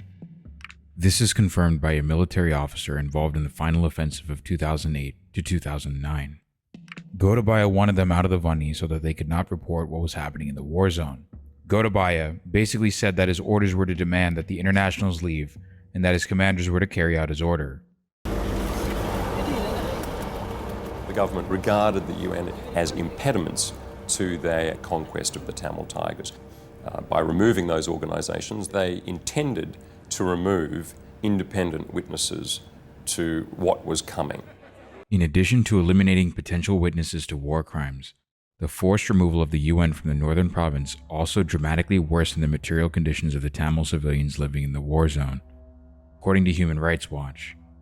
This policy has drastically worsened the plight of the civilian population, significantly reducing prospects that essential food, shelter, water, sanitation, and healthcare would reach affected individuals. During this time, the Rajapaksa administration also did everything in their power to deny aid from entering the northern province. A UN report done by Charles Petrie in 2015, citing a statement from the Office of the Regional Director in Mullaitivu, notes the following. The statement describes a severe shortage of medicines, including anesthetic drugs, surgical items, IV fluids, antibiotics, and vaccines. It stated that due to the non-availability of materials to construct toilets, open defecation has become common among the majority of the people. Lohisan, a journalist for the pro-rebel Tamilnet, was one of the people at these hospitals. There were no drugs, no gauze bandages, and not even a surgical knife for amputations. It was here that the doctors started using butcher's knives for removing children's limbs without anesthetic.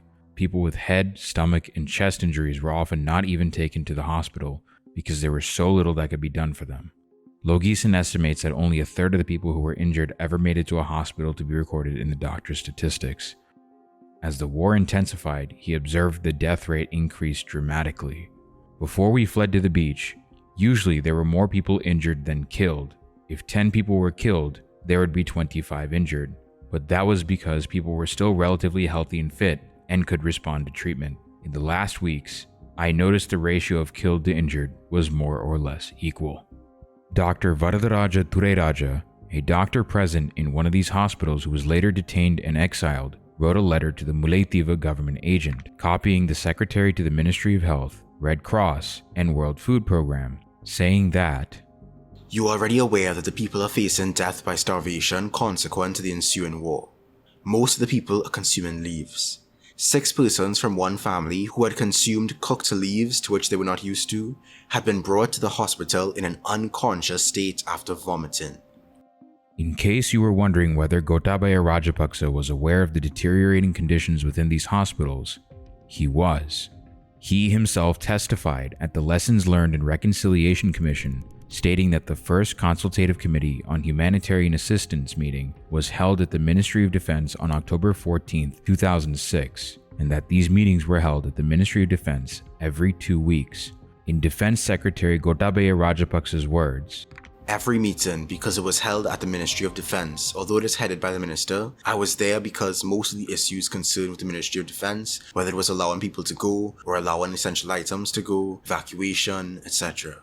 This is Gotabaya Rajapaksa, the Secretary of Defense, openly admitting that the topics discussed during these bi-weekly meetings did include the prevention of medical aid and food entering hospitals in the northern province, in that he was indeed aware of the deteriorating conditions. Another thing that Gotabaya acknowledged during these meetings was that the heads of UN agencies were at these CCHA meetings. In Gotabaya's own words, representatives from the Foreign Affairs were present. All the heads of the UN agencies in Sri Lanka were present at this meeting. Heads of UNHCR, Red Cross, World Food Program, UNICEF, UNDSS, heads of all these organizations were present all the time, and also the head of the delegation in the European Commission and the ambassador for Germany and all the ambassadors of the co-chairs were present.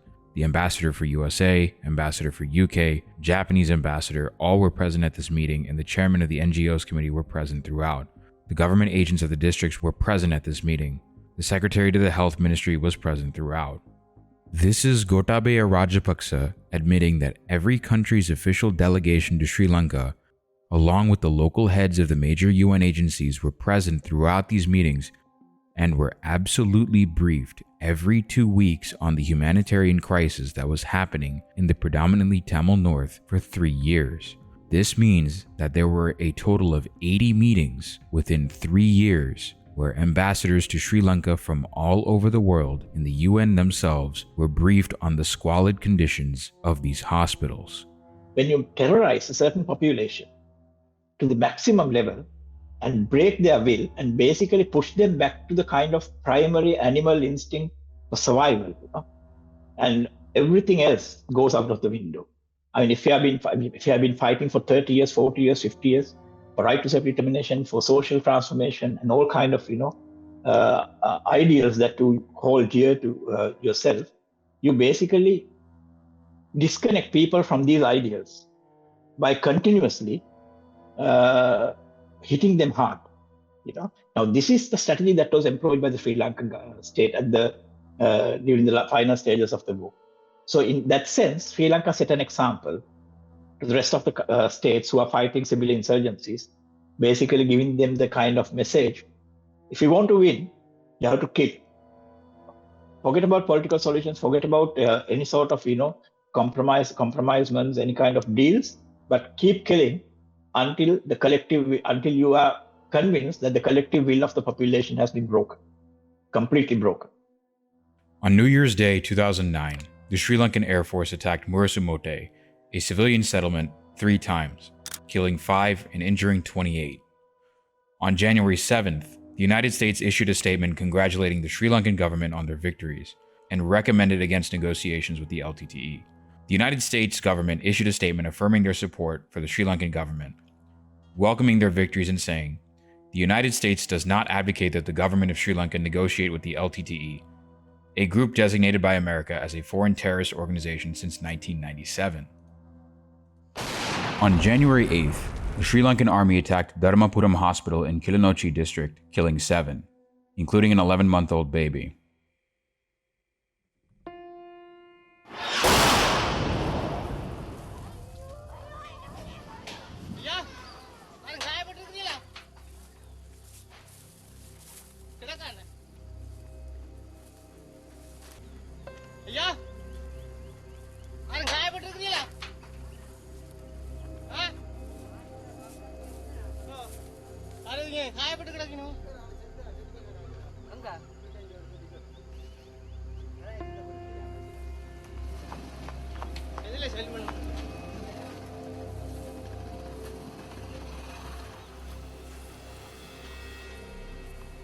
தூக்கி ரோட்டுக்கு கொண்டாங்க நாளை அம்மா உயிரா இருக்கா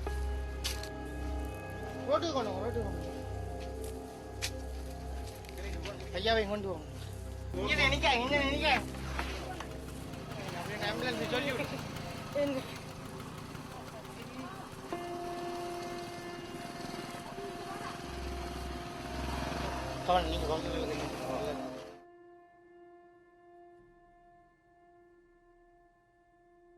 On January 21st, amidst the fighting, the Sri Lankan government declares a no-fire zone comprising towns such as Udayarkattu near the town Pulukudiyirpu, or PTK. This is a neutral zone where neither the LTTE nor the government are to fire any weapons into. This is, in theory, supposed to be a safe zone for civilians. If you're following what's happening in Gaza, this should look very familiar to you. When we arrived in the no-fire zone, I mean, it literally was a sea of people. Tens of thousands of tents and tarpaulins, families sheltered under them, bits of tin leaning together with sticks holding them up. They set up a UN hub, speak to the LTTE police, and notify both the UN headquarters and the government forces of their GPS coordinates. We communicated those coordinates to the Sri Lankan forces. That this is the area that the UN had set up their operations in, and that could they please refrain from targeting this particular area. 3 or 4 hours later, in the evening, we sustained a barrage of mortar attack coming from the south across the forward defensive line into the no-fire zone and into the food distribution centre. After the first few shells had landed, I went outside the bunkers in order to try to establish a communications link with the satellite in order to call Colombo to request that the Sri Lankan military redirect its fire away from us, because these ordnance were landing precariously close to our position, within 5 to 10 metres of where we were camped. As I was outside trying to make the communications, I was kind of crouched between some of the 44-gallon drums and sandbags, and the body of a young woman landed on top of me as some of the shells came in. The explosive force had thrown her and landed kind of on me. She'd been decapitated, and most of her torso and her legs had been torn apart by obviously a fair amount of shrapnel that had gone through her when the shells struck. It was dark, it was frightening, and I kind of had a sense that I was just waiting to die, that my luck was going to run out soon.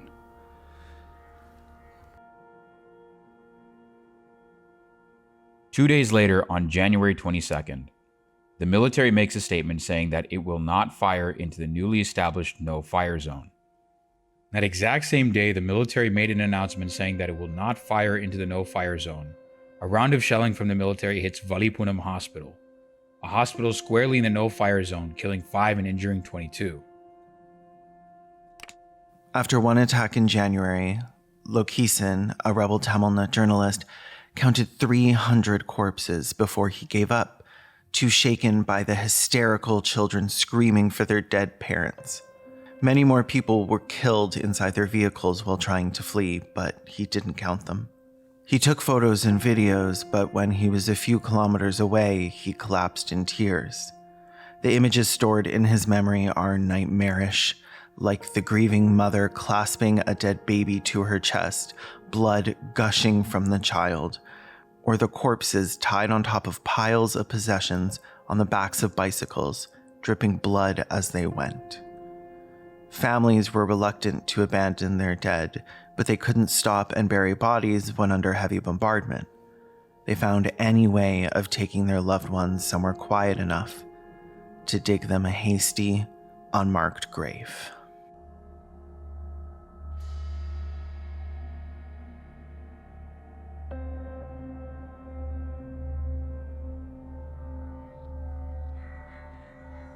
With my limited knowledge of humanitarian law, I realised that in fact what I was witnessing was very, very serious potential war crimes that were being conducted. Logisen felt relieved that he didn't have small children. I saw parents forced to watch their children starve. It was something no human being can bear. It was impossible for parents to keep young children cooped up in bunkers 24 hours a day. They would try to escape as soon as their mother wasn't looking. When a child was running around outside, a bomb would fall and the mother would run towards it to protect her child and be killed as well.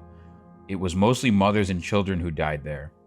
People feared being separated from their loved ones even for a few minutes because of the very real prospect only one of them would die, leaving the other to suffer grief in addition to the powerful cocktail of fear, shock, physical hardship, hunger, and chronic exhaustion they had already had to endure.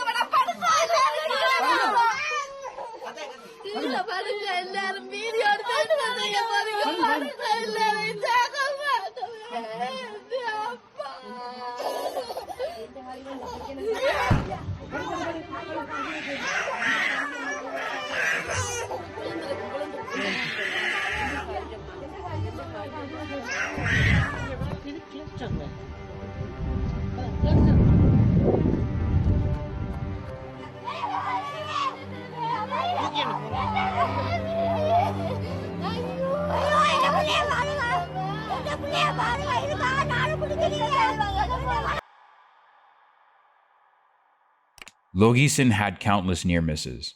In late January, he was on his way to Uriarkata Hospital to check the casualties. He couldn't decide where to park his motorbike, picking one spot, then another. Minutes later, more than 20 shells landed in the hospital compound, around the area and on the main road, where he'd just been about to park. Another day, he was photographing people fleeing the bombardment when a shell landed just 30 meters from where he was lying on the ground. On another occasion, he was only 100 meters away from a temple that was bombed.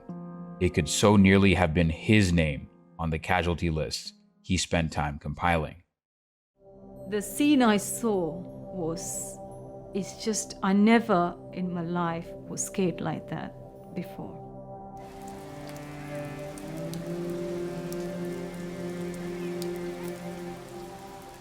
It was the first time I'm seeing dead body with blood and dead bodies on the floor, on the sand, and the blood just mixed with the rainwater.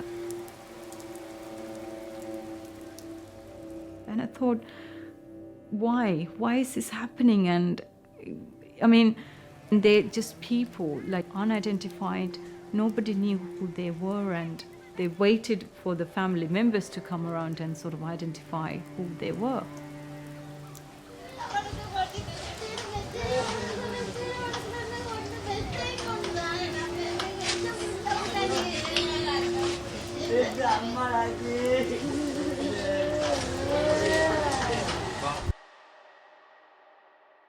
It was one of 2,000 shells Dr. Nerone said landed on or around Uriarkata Hospital in the last 10 days of January 2009. During one of the attacks, the Red Cross witnessed the destruction of the admissions room, dispensary, injection room, and dressing room, as well as damage to wards.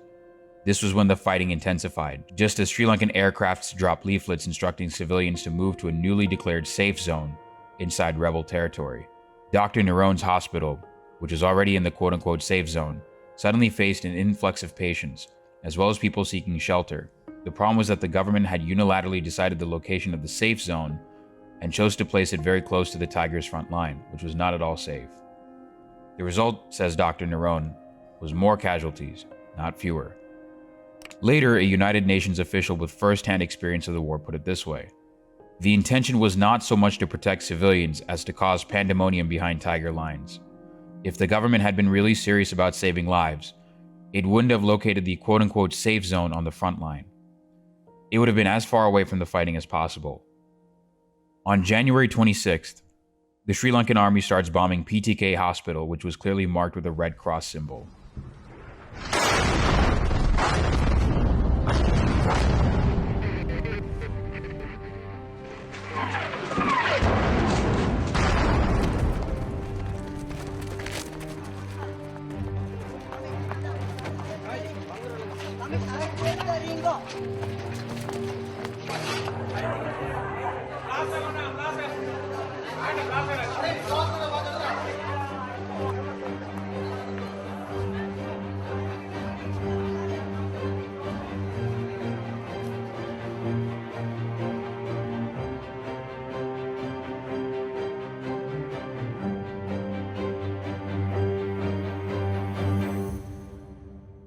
This shelling of PTK Hospital would continue until February 4th. On January 28th, General Udaya Nayanakara tells the media that, quote-unquote, no civilians had been killed. He then added, "We are targeting the LTTE. We are not targeting any civilians, so there can't be any civilians killed."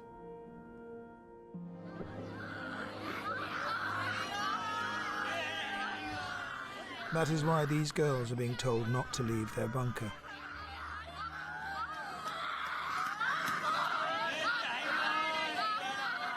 But some men forget the danger.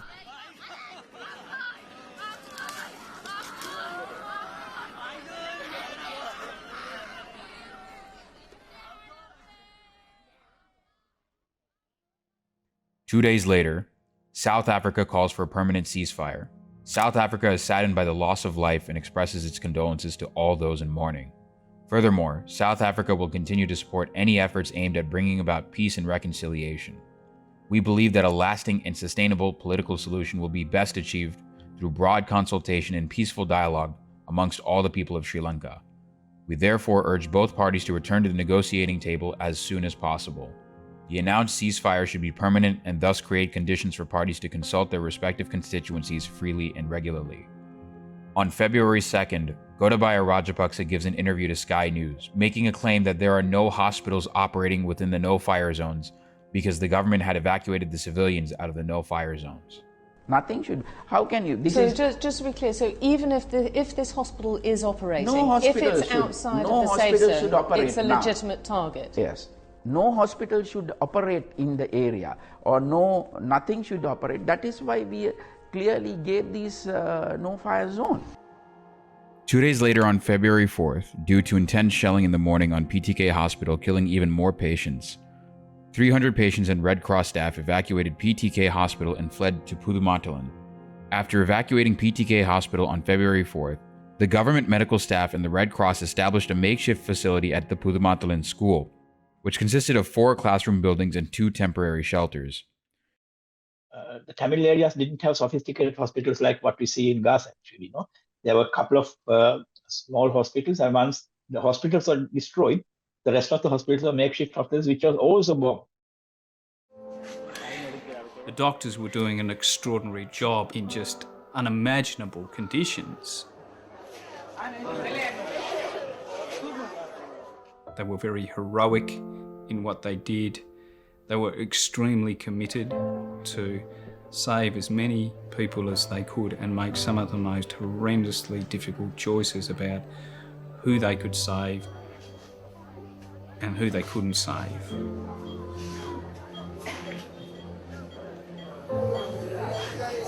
This is the ICU. But we don't have any ICU facilities, cardiac monitor. We don't have any laboratory facilities. We can't check the blood. We don't have any antibiotic and drugs also. We several times inform our government, but government not willing to send any medicine here.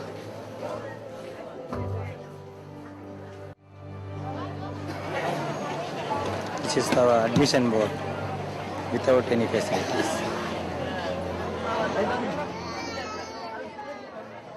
The deliberate denial of medicine and humanitarian aid to civilians is a violation of the Geneva Conventions. The UN National Staff Independence set up near school. Both organizations provided the government and military with GPS coordinates for their locations. On February 5th, it was revealed in a US Embassy cable leak that several Tamils were disappeared in a transfer from a hospital to a camp for internally displaced persons. It states, Ambassador noted disturbing unconfirmed reports that civilians from the north had disappeared during the transfer from the hospital in Vaunia to the camps in Vaunia, while several young women were found in the hospital morgue shot between the eyes. Such reports underline the need for international monitoring of the registration and transfer process. Since Vaunia has the largest number of paramilitary groups operating anywhere in Sri Lanka, it's very important to ensure a continuous UNHCR or other UN presence in the camps to ensure the safety of the IDPs in the camps. That same day, Human Rights Watch reported that Ponnambalam Memorial Hospital in PTK was shelled, killing 60 people.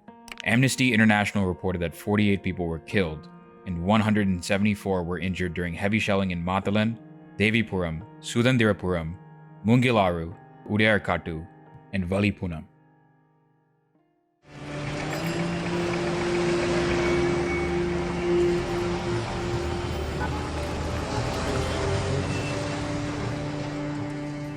All of a sudden, people were screaming, the army's inside. We could all run. And then bullets were coming, like firing right into the people. So I quickly grabbed whatever I can get out, and my brother said, just run. Just run with the people, I'll find you. Just run. This was an Ofodan declared by the government? Yes, it was.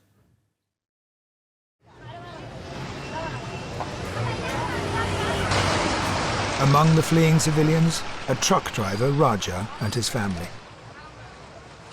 They have to be disguised to protect relatives still in Sri Lanka.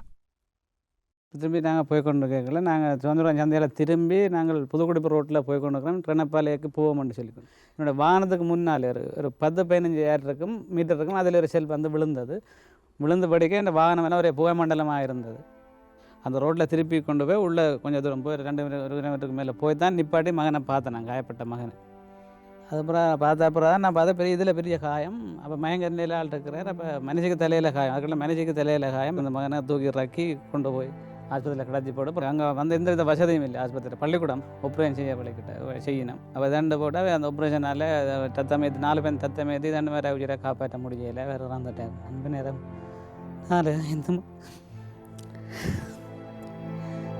மணி நேரம் இறந்துவிட்டேன்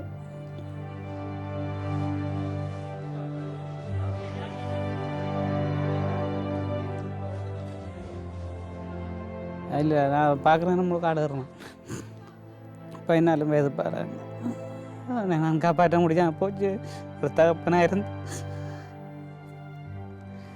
எனக்கு எஞ்சிய வாழ்க்கை காலம் எனக்கு படுவான இருக்கா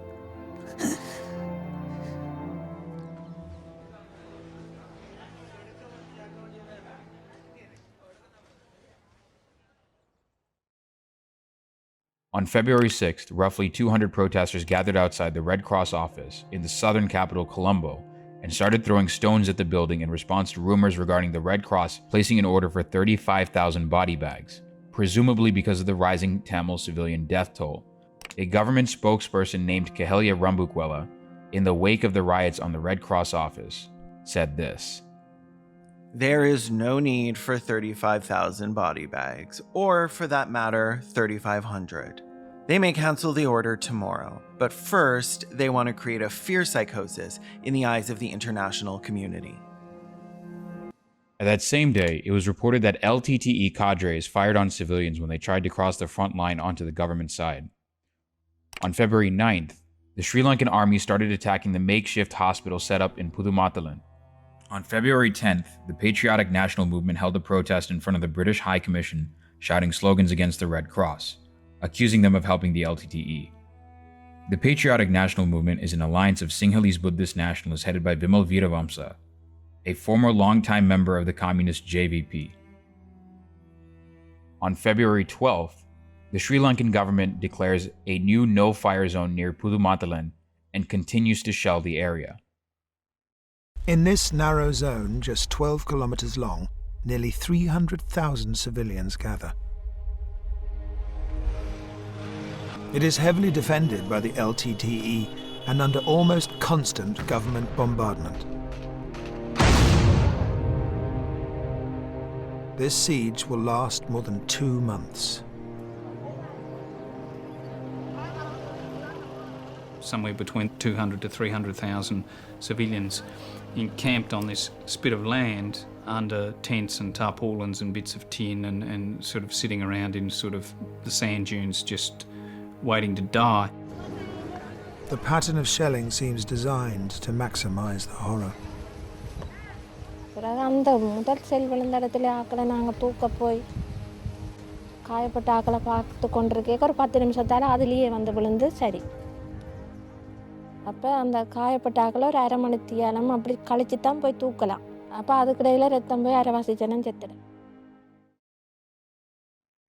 That same day, 2 burnt bodies of Tamil men were found in Vavuniya. Murugathasan Varnakulasingam, a British Tamil computing graduate and part-time shelf stacker at Sainsbury, went to the UN office in Geneva, Switzerland to protest the war crimes that Sri Lanka was committing against the Tamils during the final stages of the war. On February 13, 2009, after days of protesting, Murugathasan poured gasoline over himself and set himself on fire. He was 26. His final words were as follows. We Tamils, displaced and all over the world, loudly raised our problems and asked for help before the international community in your own language for 3 decades. But nothing happened. So I decided to sacrifice my life. The flames over my body will be a torch to guide you through the liberation path. A couple of weeks earlier, Indian Tamil Kumar Muthukumar also protested and self-immolated next to the Indian National Congress Party headquarters in Chennai to protest both the Sri Lankan government's and the Indian government's war crimes against the Tamils. Murugathasan and Muthukumar are only 2 of 7 Tamils across the world that self-immolated in protest against the genocidal war crimes that the Sri Lankan government was committing against the Tamils. Many of you watching this video will immediately think of Aaron Bushnell. Rest in power.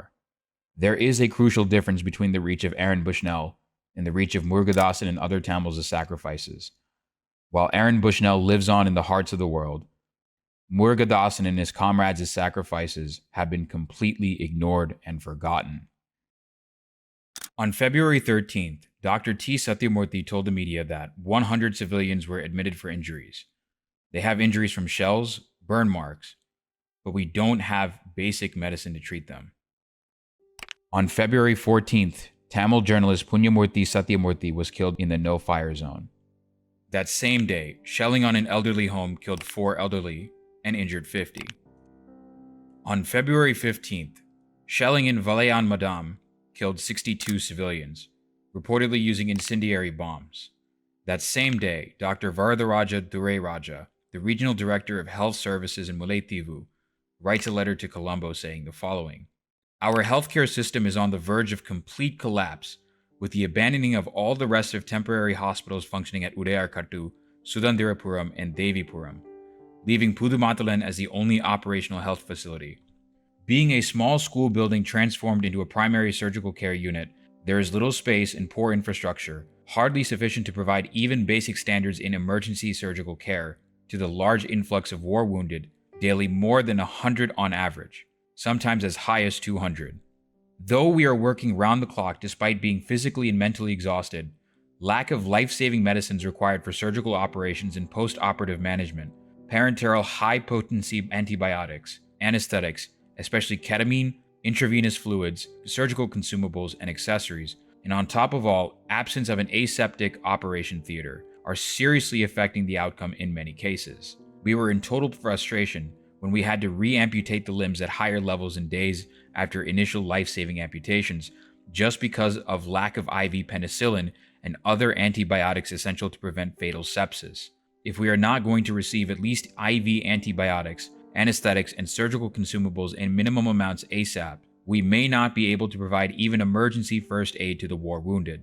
I have to mention with pain that we have recorded at least 4 child deaths due to diarrheal diseases and the death of 2 elders due to acute respiratory distress during this week, indicating the high vulnerability of the IDPs living under the most tragic conditions without any basic amenities or adequate healthcare support. A young boy is brought to the hospital with terrible injuries. This 7-year-old boy came inside and his left leg was just hanging and arm as well just hanging just into pieces. The one side, the left side of is completely damaged. And we were thinking, what are we going to do? What is there for us to do here? There, no general anesthetic at this point, and local anesthetic was very limited. And Dr. Sanmaraja said, hold his mouth. And I was next to him on the head, next to him on the side there. And I was holding his mouth so he doesn't scream when Dr. Sanmaraja and other staff was holding his hand and before they just cut off his left leg and arm. The next day, on February 16th, sources reported a short supply of medicine and a complete lack of antibiotics. Conditions that were causing even minor shrapnel wounds became gangrenous and required amputation. There were also unconfirmed cases of cholera and malnutrition, particularly affecting children. It was very shocking to see this area with a lot of blood everywhere and, dead bodies around, no equipments, proper equipments. We have to reuse the blood that came out of the wounded area and just filtering using a white piece of cloth and then re-enter it into the patient. The hospital administrator, responsible for medical supplies, is despairing. Blood bag, antibiotic என சொல்லப்படும் நோய் எதிர்ப்பு மருந்து பற்றாக்குறைதான் ஒரு காரணமாகவும் நம்மிடம் இல்லை. இந்த வகையிலே இறப்பு சர்வ சாதாரணமாக நிகழ்வதாக காணக்கூடியதாக இருக்கின்றது. That same day, Reporters Without Borders accused Sri Lanka of committing war crimes, saying army airstrikes and artillery fire on areas where there are tens of thousands of civilians, including Tamil journalists, are war crimes. They also mentioned revulsion at the death of Tamil journalist Punyamurthy Satyamurthy. They added, the death of Satyamurthy shows the extent to which witnesses to the military offensive have no protection. We call on the international community to secure a ceasefire to save the lives of these civilians. The Red Cross evacuated 400 seriously wounded civilians for the 3rd time via sea from the Vanni region. They end up in Trincomalee, which at this point is under Sri Lankan government control. On February 18th, a Sri Lankan artillery barrage into the no-fire zone killed at least 108 civilians and injured more than 200. At 2 in the morning, the Sri Lankan army reportedly fired more than 200 shells, signaling the beginning of more than 10 hours of continuous shelling. U.S. reports indicate 30 entire families were wiped out in this shelling. Witnesses reported that during the night, at least 2 patients in Pudumathalan Hospital were killed when an artillery shell landed near the surgical ward, and 6 members of a family were killed. Medical sources said at least 50 civilians were killed in one of the bombardments, but expressed fear that the death toll could be more than 100 and that around 300 could be wounded. On February 20th, the Sri Lankan army captured the town of Devipuram. On February 21st, the LTTE allegedly killed 10 Sinhala civilians in Ampara. The LTTE denied any responsibility. On February 27th, only 6 doctors remained in the no-fire zone. On March 2nd, Sri Lankan Minister Mahinda Samarasinha went on BBC Hard Talk to deny the use of heavy weapons in the final assault against the LTTE. To use heavy weapons in those areas where you know many tens of thousands of civilians are trying to seek shelter? Well, I'm with you on that. There's absolutely no justification to use heavy weapons. And in fact, about 10 days ago, the armed forces took a conscious decision not to use any heavy weapons. We have not been using heavy weapons. We are fighting man to man, we are fighting door to door, we are fighting street to street. On March 4th, it was confirmed that a Red Cross worker was killed in shelling by the Sri Lankan army. On March 3rd, Dr. Vardaraja Dureraja confirms that 10 people have died from starvation. On March 5th, Human Rights Watch reported that 57 civilians were killed and 154 injured by cluster bombs in Valayanmaram and Matalan. That same day, the U.S. Embassy in Colombo reported that 2 weeks ago, negotiations were made to send a tugboat of food aid per day, 6 days a week to Muletiva in the war zones. Over that 2-week period, instead of the 12 tugboats of food that was to be delivered to the war zone, only one had been delivered. That same day, Sri Lankan cluster bombs killed 57 civilians near a makeshift hospital near Matalan. 5 days later, more shelling in Muletiva killed 124 civilians, and another round of shelling near Matalan kills around 150 civilians.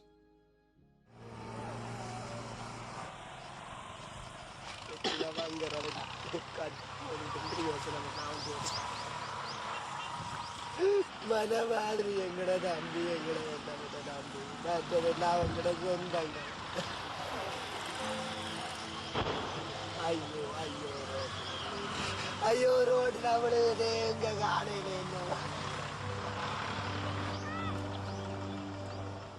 அங்க பாருங்க வீட்டுல நடந்த கோரத்தை பாருங்க எல்லாம் எங்கட உறவுங்க எல்லாம் 2 தம்பி பாருங்க இங்க பாருங்க அங்க பாருங்க அங்க பார்த்து எடுங்க ஏறிட்டு எடுக்கிறீங்க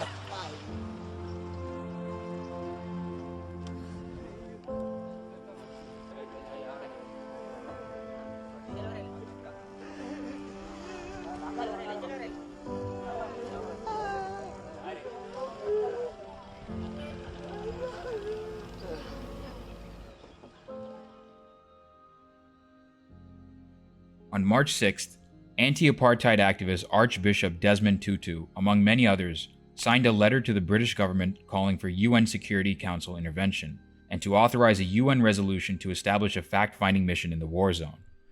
On March 10th, shelling in Muletiva killed 124, with 59 of the victims being children. The standard practice of the International Red Cross throughout the world in battlefield situations like this is that they provide the coordinates of medical facilities which are protected under international humanitarian law to the opposing parties so that both can avoid attacking these spaces. But eventually, the attacks on these medical spaces seem to be so consistent that the Tamil government doctors requested the ICRC to stop providing the coordinates to the government. By May 2009, there had been roughly 65 attacks on these medical points that were treating civilians. On March 11th, an additional 72 people were killed and 91 were injured in shelling in the no-fire zone. 21 of the 72 deaths were of individuals who were in line to receive their food ration. On March 12th, Sri Lankan government officials wrote to the official United Nations High Commissioner for Human Rights, asking to remove references to civilian casualties in all war crimes by the government. That same day, the European Parliament passed a resolution with a large majority calling for a ceasefire. 7 US senators also call for a ceasefire. However, the United States government never does. An investigation by a UN panel of experts later concludes that the government systematically deprived civilians of food and medical supplies, adding, "To this end, it purposefully underestimated the number of civilians who remained in the conflict zone." Rajapaksa also denies they are shelling the no-fire zone.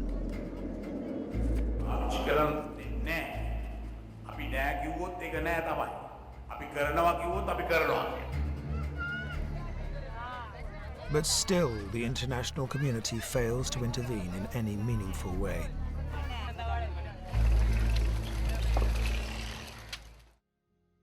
On March 13th, the U.S. State Department reported that the LTTE prevented over 1,000 civilians from leaving the no-fire zones. That same day, the Sri Lankan army fired 2 artillery shells, killing a child and 7 other civilians. A 6-year-old Tamil girl in Trincomalee was kidnapped and held for ransom. The unidentified captors demanded 30 million rupees, at the time roughly equivalent to $260,000. When the mother wasn't able to pay the ransom, the captors murdered her. The girl's body was found on Friday, March 13th. On March 14th, the Mullaitivu hospital closed due to a lack of resources. On March 15th, 69 people were killed in a shelling near a makeshift hospital in the no-fire zone. There were also reports of birth defects surfacing that day. A mother who was admitted into the makeshift hospital in the no-fire zone gave birth to a baby girl, but it was found that the baby girl was born with shrapnel in her left thigh. The baby then underwent surgery to remove the shrapnel. Another pregnant mother, aged 28, with shell blast injuries, was admitted into the hospital on Wednesday, went through abdominal surgery. The 6-month-old fetus was found to have lost both feet in the womb. The following day, the mother also died. That same day, Defense Secretary Gotabaya Rajapaksa arrests news editor Nadesapille Vidyadharan in a white van. He then gives an interview to Australia's SBS, attacking the coverage of the Sri Lankan final assault. When Vidyadharan's name is brought up, Gotabaya gives a surprising reaction. Is Mr. Vidyadharan the editor of Sudharoli and Udayan? He is involved in the recent air attack. I'm telling you, if you try to give a cover-up for that person, you have the blood in your hands. We have definite information on that. And if somebody tells he's arrested because media, that person also has blood for innocent civilians died in Colombo. So I just heard on my way to this interview that he had That been is arrested. the good thing that you asked for that. This morning. Good thing that he asked for that. I'm telling you with responsibility, he's a terrorist. He was in charge of he's responsible for things coordinating air attacks in Colombo. We have arrested him, and it is the right thing to do. And we will take legal action against him.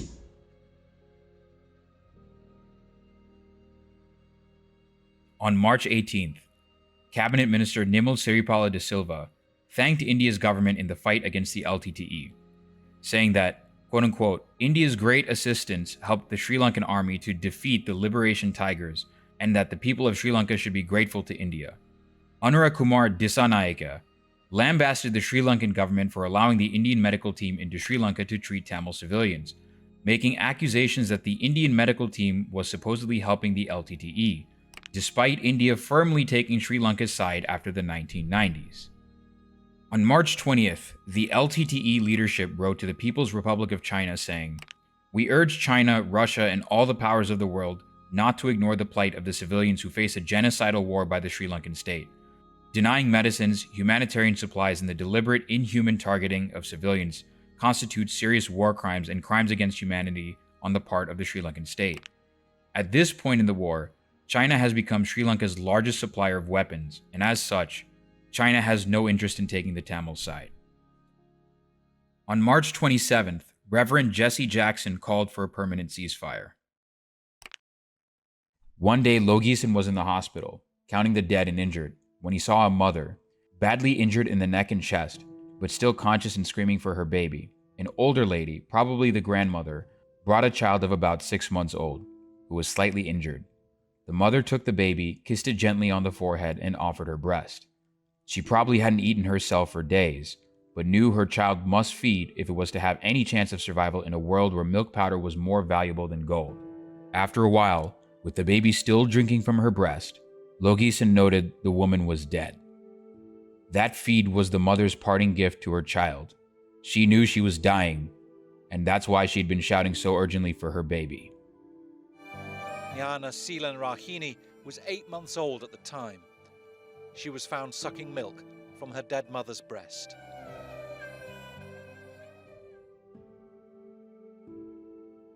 "21 of the slain victims and 31 of the 156 wounded civilians were children. 63 tarpaulin huts were destroyed in Sri Lankan army attacks. There were 4 children who were orphaned as they lost both their parents and siblings." On April 7th, the Sri Lankan army fired artillery shells at a childcare and milk powder distribution center in Pokane, killing 40 civilians and injuring more than 258. The security force's aerial surveillance vehicles were flying over the location before the attack, and the time and location of the distribution had been communicated to them. On April 9th, the Red Cross evacuated an extra 230 people. One of their team leaders, however, Sinadure Kugadasan, is killed by Sri Lankan shelling in the no-fire zone. On April 10th, Canada called for an immediate ceasefire. On April 11th, health officials in the Vani stated that 69% of children are suffering from malnourishment. On April 12th, a pregnant woman was admitted into a hospital. Francis Harrison describes Tamilnet journalist Logisen's experience as follows. On another occasion, Logisen witnessed the area behind the hospital being shelled and the compound itself being bombed. Just as the attack ended, a tractor drove in, full of screeching, howling people, all of them injured. The medics lifted out 7 pregnant women. Then Logisen noticed another woman whose stomach was bleeding but was covered with a cloth. Nobody realized she was also pregnant because there were so many others to treat. Suddenly, I looked at the stomach and saw something small and white sticking out. It was a child's hand poking out. The whole hospital went into shock. Logisen thinks both mother and child died.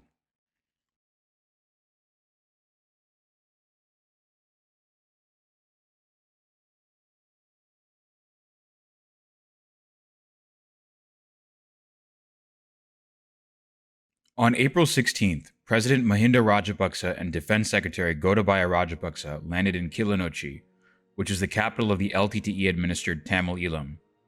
That same day, the US called for a quote-unquote humanitarian pause and quote-unquote power-sharing arrangements. On April 17th, the Indian government asked for an extension in the pause of hostilities. The Red Cross evacuated an extra 462 wounded, with another 400 waiting to be evacuated. On April 18th, the Sri Lankan government bars a British journalist from reporting on the conflict by deporting her from the country. On April 20th, President Mahinda Rajapaksa tells French news agency AFP that, quote, it is now all over for the Tigers, quote. He states that, what we are doing is not a military operation, but the world's biggest hostage rescue.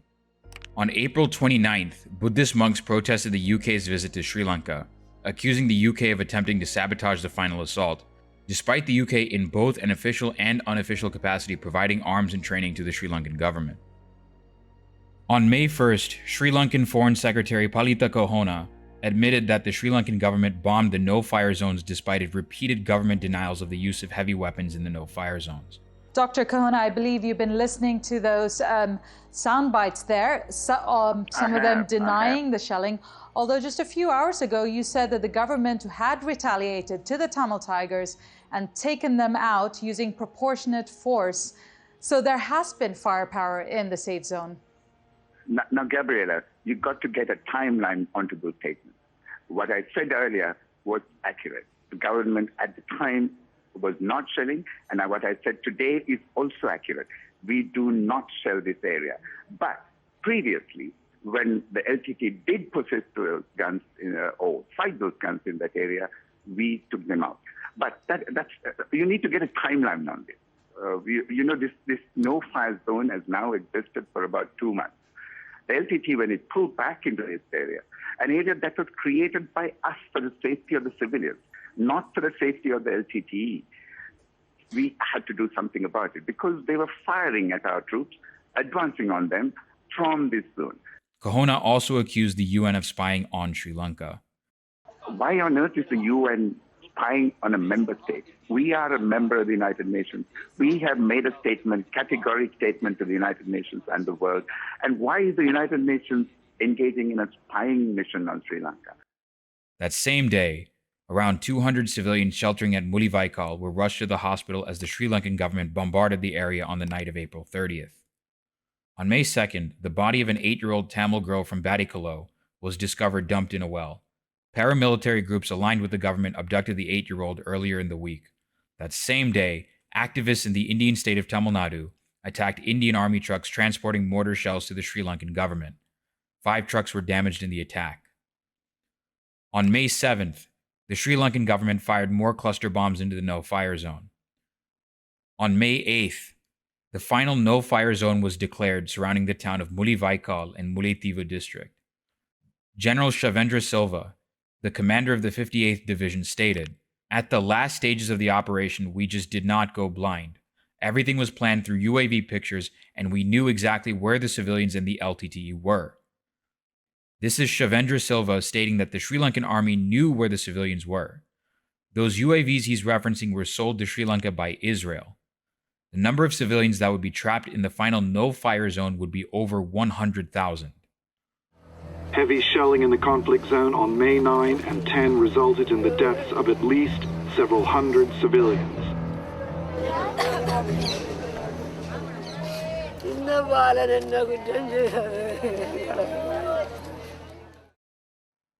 On May 10th, 8 days before the official end of the armed conflict, a Catholic priest named Father Francis wrote to Pope Benedict, "Last night's toll of the dead is 3,318, and of the injured more than 4,000.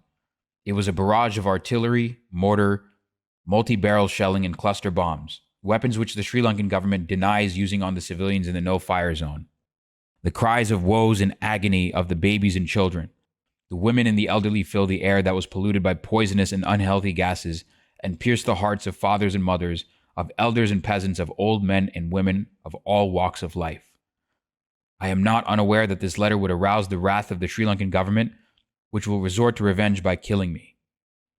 On May 12th, the Sri Lankan government army fired artillery into a hospital in Mulivaikal East.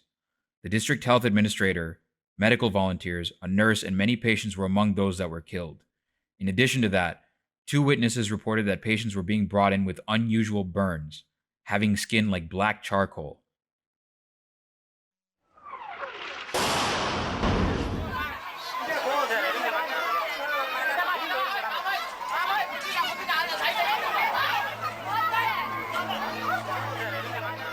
The hospital suffers a direct hit.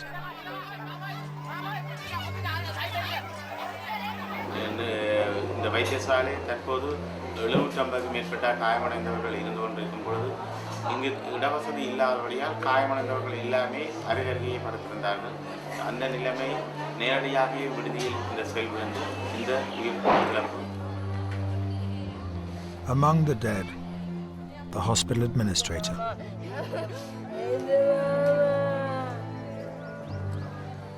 Before the attack, Vanni had been talking to a mother with a small baby. Now she finds the baby's body. This child I was seeing 10 minutes ago is just into pieces. And people were just running, and I couldn't imagine people just stepping onto that body. I took a piece of cloth from a dead body that was just right next to me. I picked up the head and I put it into the piece of cloth, and there was a L bunker in there that I just put it in there and then sent some sand on top of it just to cover it.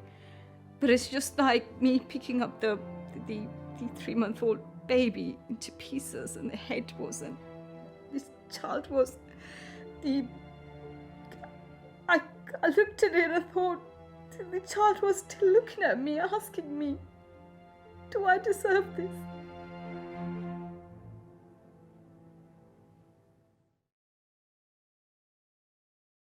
On May 16th, 3,000 people were killed by Sri Lankan artillery, and 25,000 were critically injured.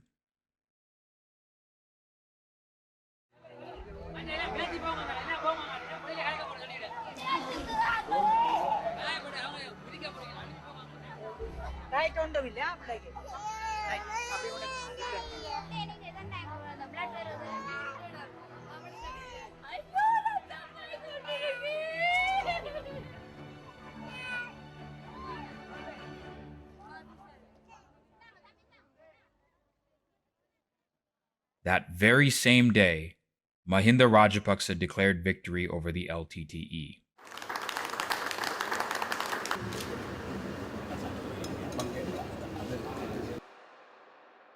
May 18th, 2009. The end. The Sri Lankan army captured the final no-fire zone in Mulivaikal.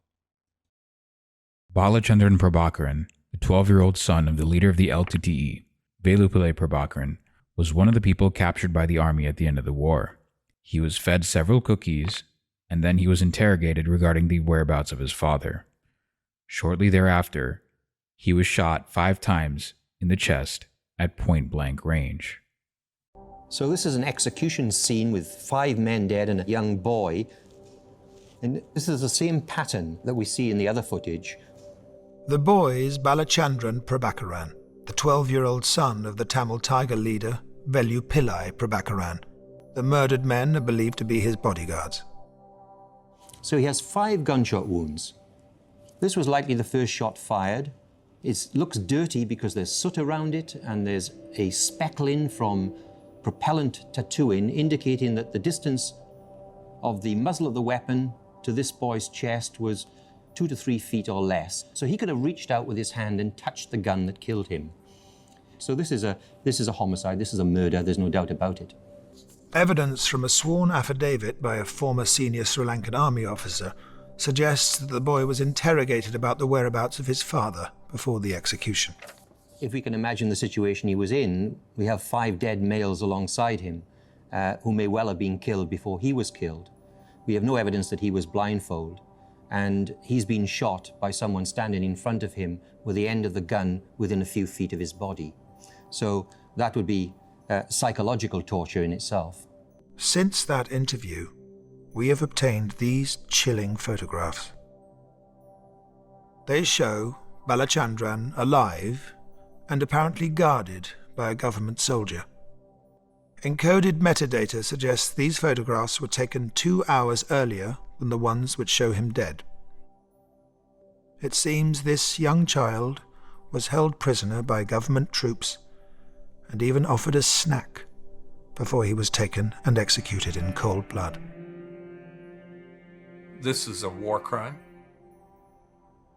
This is a crime. So what one would expect, of course, is that it would be thoroughly investigated.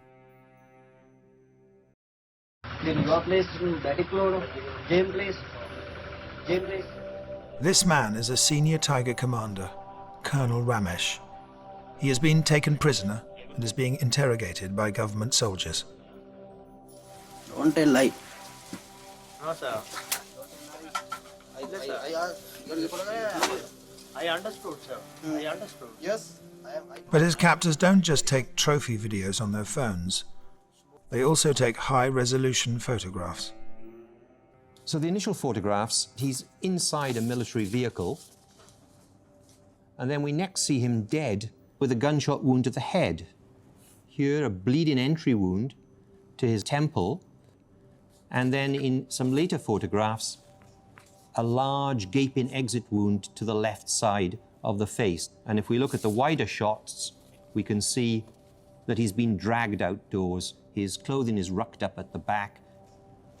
And then after that, an improvised funeral pyre built around him, and the body is then burnt just outside the buildings in which he was shot, thereby destroying evidence of what had happened. Elsewhere, Tiger political leaders Balyasingham Nadesan and Sevaratnam Polyadevan are told by UN intermediaries that President Rajapaksa and his brother Gotabaya have accepted their offer to surrender unconditionally. They leave their bunkers carrying white flags. They are later found dead. Killing someone who surrenders is a breach of the Geneva Conventions and a war crime.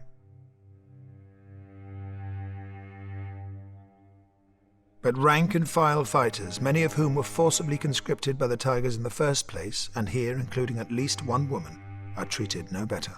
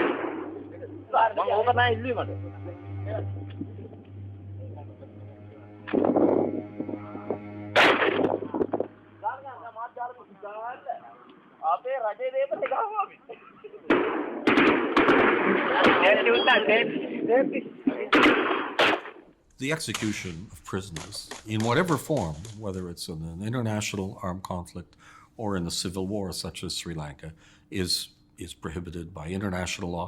It's prohibited by national law. It's murder. That's all it is.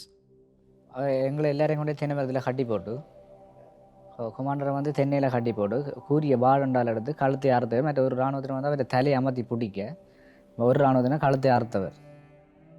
Nor was that an isolated incident.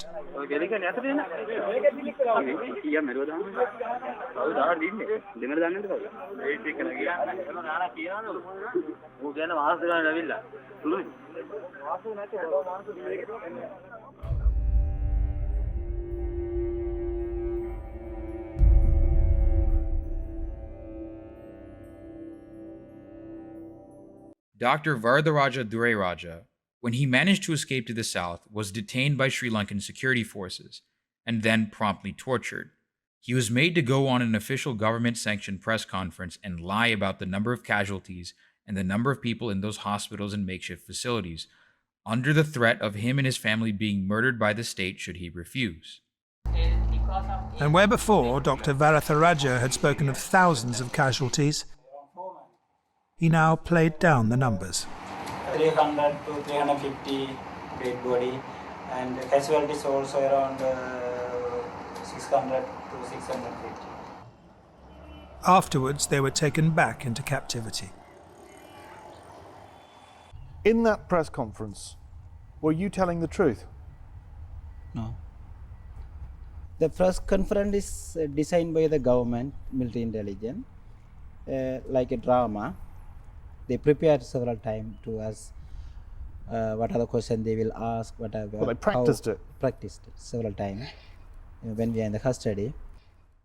Today, Dr. Varatharaja is safe, but he cannot escape the countless terrible memories of daily life in the hospitals. I remember one nearly 60-year-old man came with the two legs amputated very close to the hip. There are no time or no anesthesia to did the surgery to did the surgery to him. So we decided to allow to die him. So we gave some pain injection, but we thought he will die around 1 hour so life. But he took long time to die. He grow here and there. Is moving all over that place. So our doctors and myself, we got severely affected on that day. So there are no any option to during that time. Not only for me, even the other doctors also. Even the children.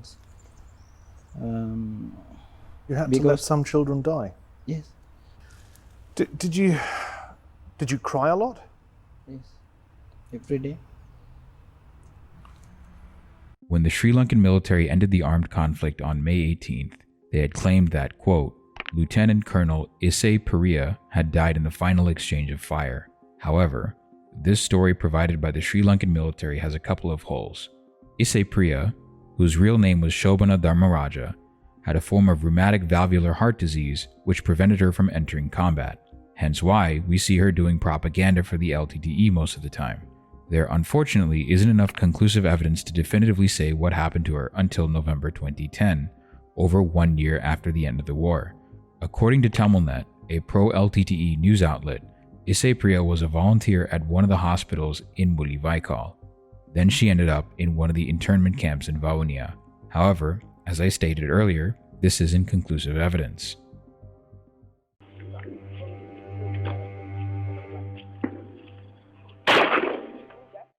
In November 2010, the UK's Channel 4 broadcast video footage obtained from Sri Lankan soldiers showing them executing Tamils, both LTTE combatants and civilians at point-blank range.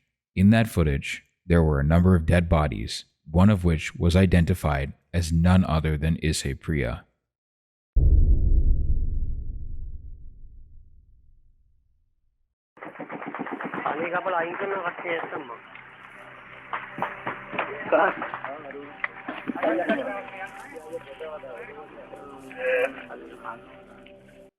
The words being spoken in these clips are those of Sri Lankan soldiers. You can hear a soldier saying in the Sinhala language, quote, "I would like to fuck it again," when talking about Isse Priya. And before that, you can hear another voice say, quote, "I'd like to cut its tits off." Necrophilia and the raping of corpses of dead Tamils are well-documented phenomena within the Sri Lankan army.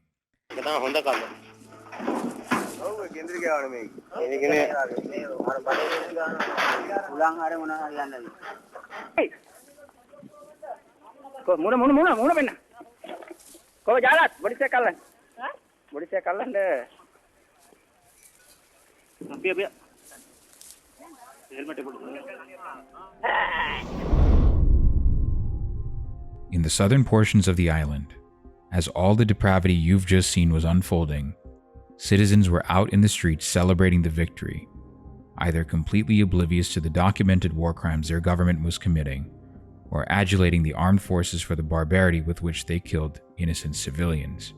President Mahinda Rajapaksa, Defense Secretary Gotabaya Rajapaksa, Commander of the Army Sarath Fonseca, General Shavendra Silva, Rear Admiral Sarath Veerasekara, General Jagat Deyas, General Jagat Jayasuriya, Air Chief Marshal Donald Pereira, Commander of the Sri Lanka Navy Wasanta Karanagoda, Kamal Gunaratna, and many others would bask in the so-called glory of ending the war. To this day, May 18th remains a divisive holiday. In the southern Sinhalese-dominated portions of the island, it is celebrated as quote-unquote Victory Day, the day that the Sri Lanka armed forces finally put down the Tigers.